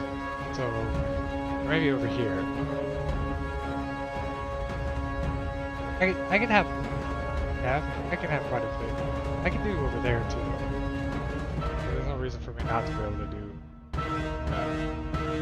Anyways, it's just, I think part of the reason why my guys are just demolishing them is like right there. The Basilisk had to use its whole turn to, and then my guy was just able to walk up and be like, no, don't think so.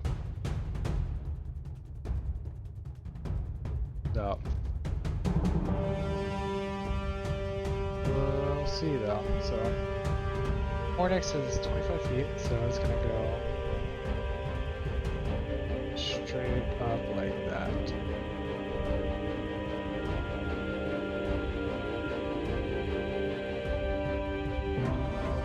That's right.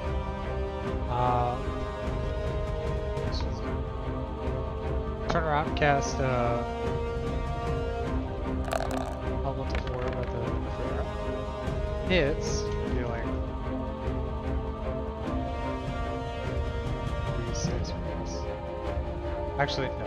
The Nefarium is going to teleport once again, right here. Then my guy is going to try one more time. That's going to be it's going to miss. Nope. Alright. That's going to be his turn. Basilisk gets a chance to respond to that bullshit that was happening. That's Basilisk.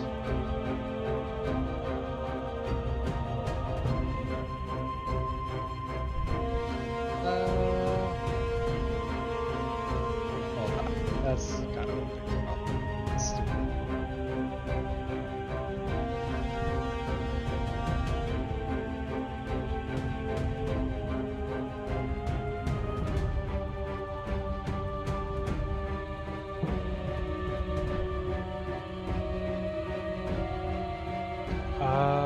It is going to use an ability called Defensive Ball, where it just kind of curls up right there. Then it's going to take 2 attacks. The 18 is going to miss. And that's definitely going to miss. But it gets +2 to its armor now. Fairham is going to screech one time, I think.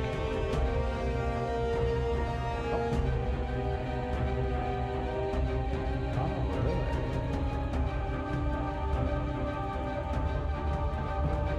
It's actually going to fly down to here, then screech, and starting with a champion.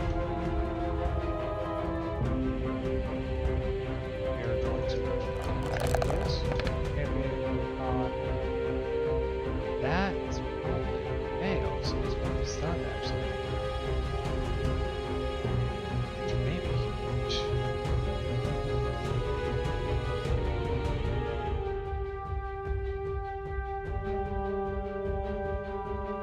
Yeah, that's a fail.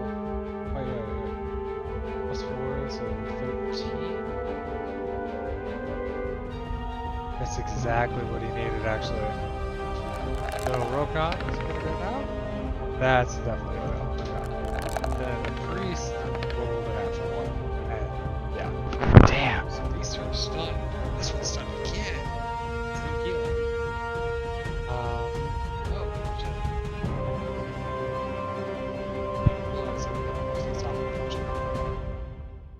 Okay, so.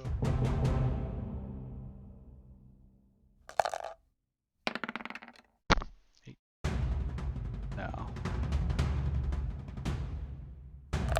Yeah, what I'm gonna do is 12. Just let that thing, whatever the new thing is, take the initial order of the dark thing. worry about it. 2 armor constructs. We already got for these guys. Scroll.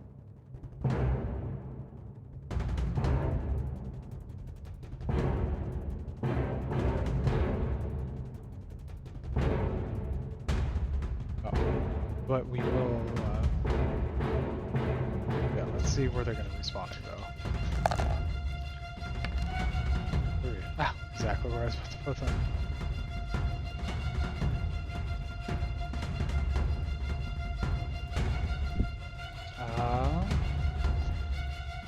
So, those two are set. Now, they are going to go.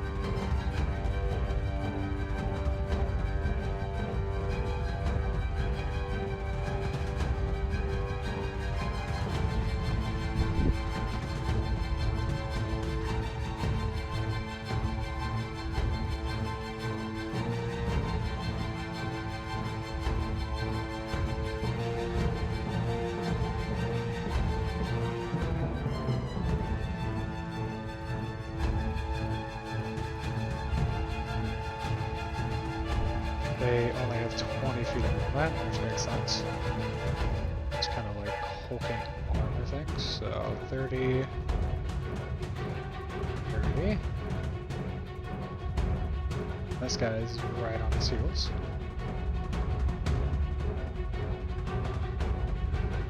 Then Champion's gonna go. He's gonna take one more strike with the right. That's definitely gonna hit. That's it.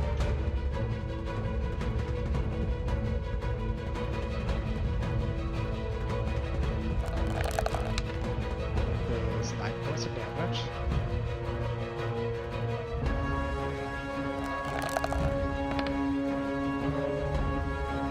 That's going to miss.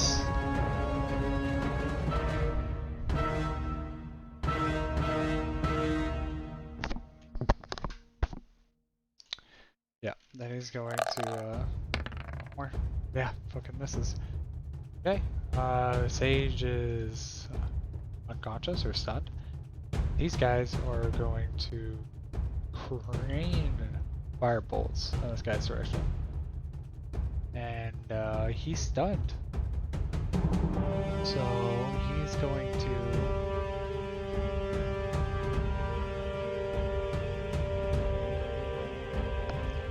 all dexterity bonus.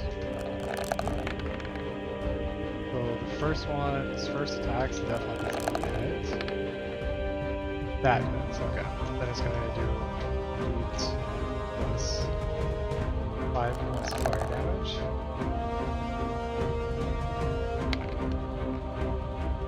Points of fire damage. It's at 1 health. He's gonna launch one more at him. 19 plus 2 is a 21. So, fuck, yeah. There goes the first one.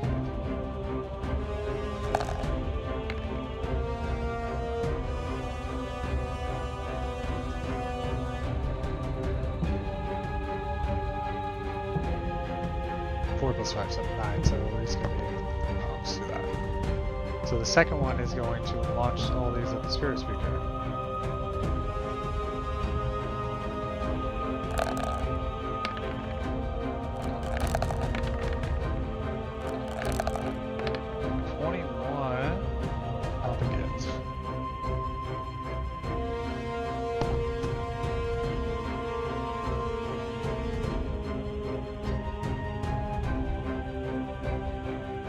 Oh, 22.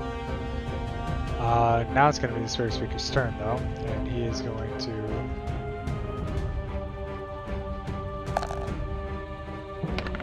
make multiple attacks against this guy. The first one is going to be a miss. It's going to be 19. That's a miss. And that's 12, 10, 8, 24 actually hits. Okay. 2d4, 6, plus 14. That's 18 points points of damage. 45, 35. Drops it low. Mornix is going to run up here.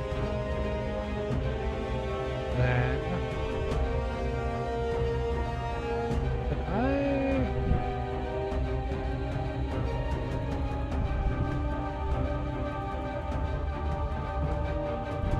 64.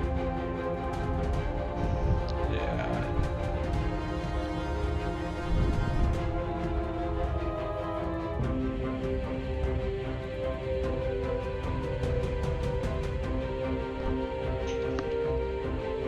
So as a dual action, he is going to use an ability called Burst of Needles.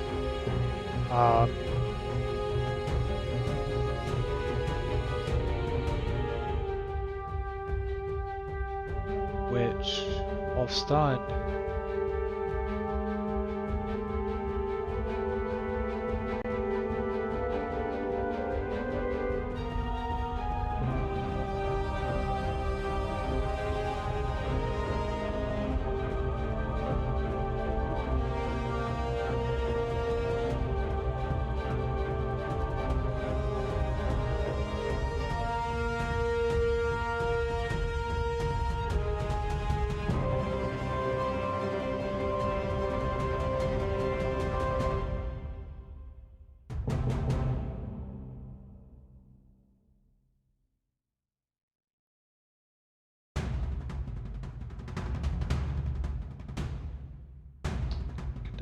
conditions. Sorry. There we go. Okay. While stunned, you automatically fail any of your dexterity saving throws. So this guy is gonna get hit regardless, and then the champion has to roll. But I think this is it. 13. He passes. So 5d8.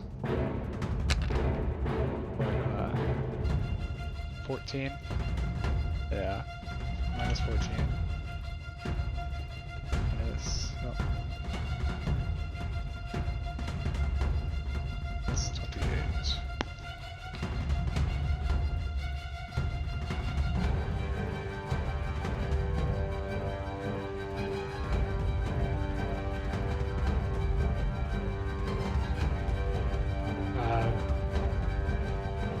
Yeah, that's 3 dead now. The fair answer would probably, honestly, the Neferum would probably just sit here and try to hit him with some fire bolts.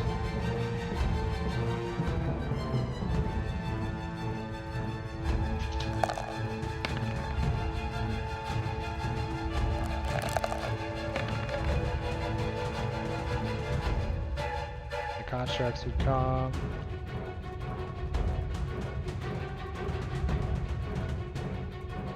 $6d20. Let's just say.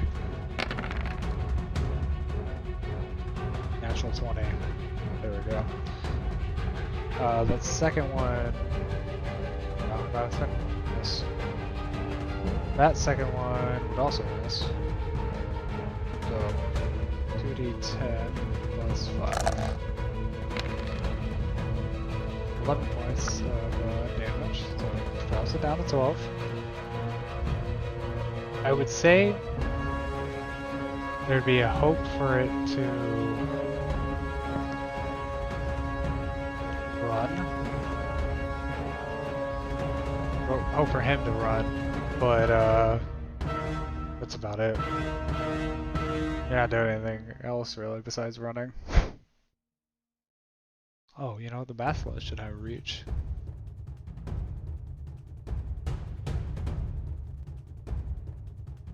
Right?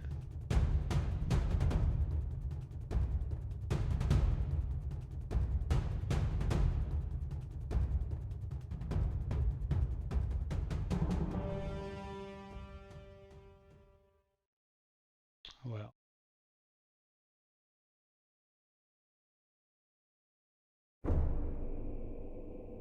We did it. Our creatures died. Our characters finally died, I mean. They finally died. Look at this nonsense, too. They got through 1, 2, 3, 4, 5, 6, 7, 8, 9. Where is it? 1, 2, 3, 4, 5, 6, 7, 8, 9. 9 different monster types. The troubling part for me is that maybe I need to buff up the DRs, like on my... Yeah, you know, a Lycan is 5... It's twice the DR as a Chimera or a Gyarados, but it only has like 20 more hit points, plus like fast healing. Like, that thing should probably be closer to like 200. Not immune to grapple, but like bonus to checks and saving throws.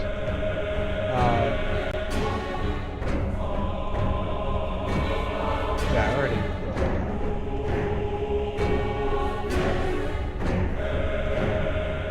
Let's turn off the music and go like chill music. Sorry.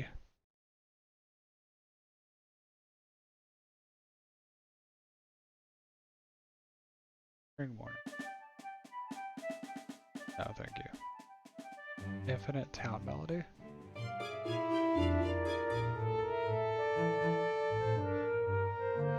Alright, sorry, I'm getting distracted.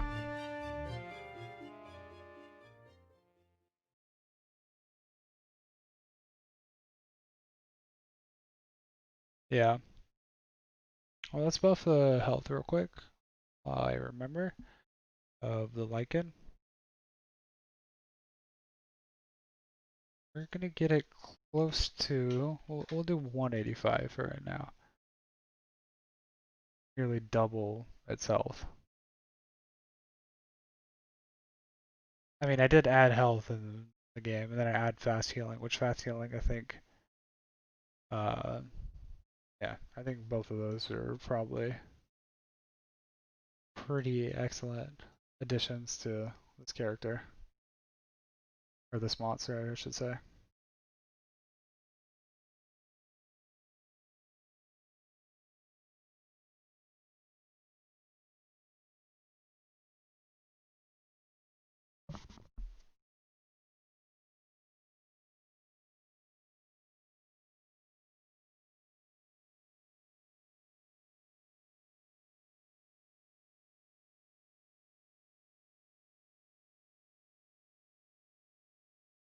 Fables, episode 3. Well, I appreciate anybody taking the time to actually watch this video. Stick around, and I'm sure you will be finding much of similar and improved content as the game continues to improve, and so does my workmanship on my YouTube. The quality of my YouTube videos should eventually improve, and so will probably my commentary as we're going through just slaying monsters and testing out game mechanics and stuff. But again, thank you all for if you did stick around and watch, and I really hope you enjoyed yourself. Peace.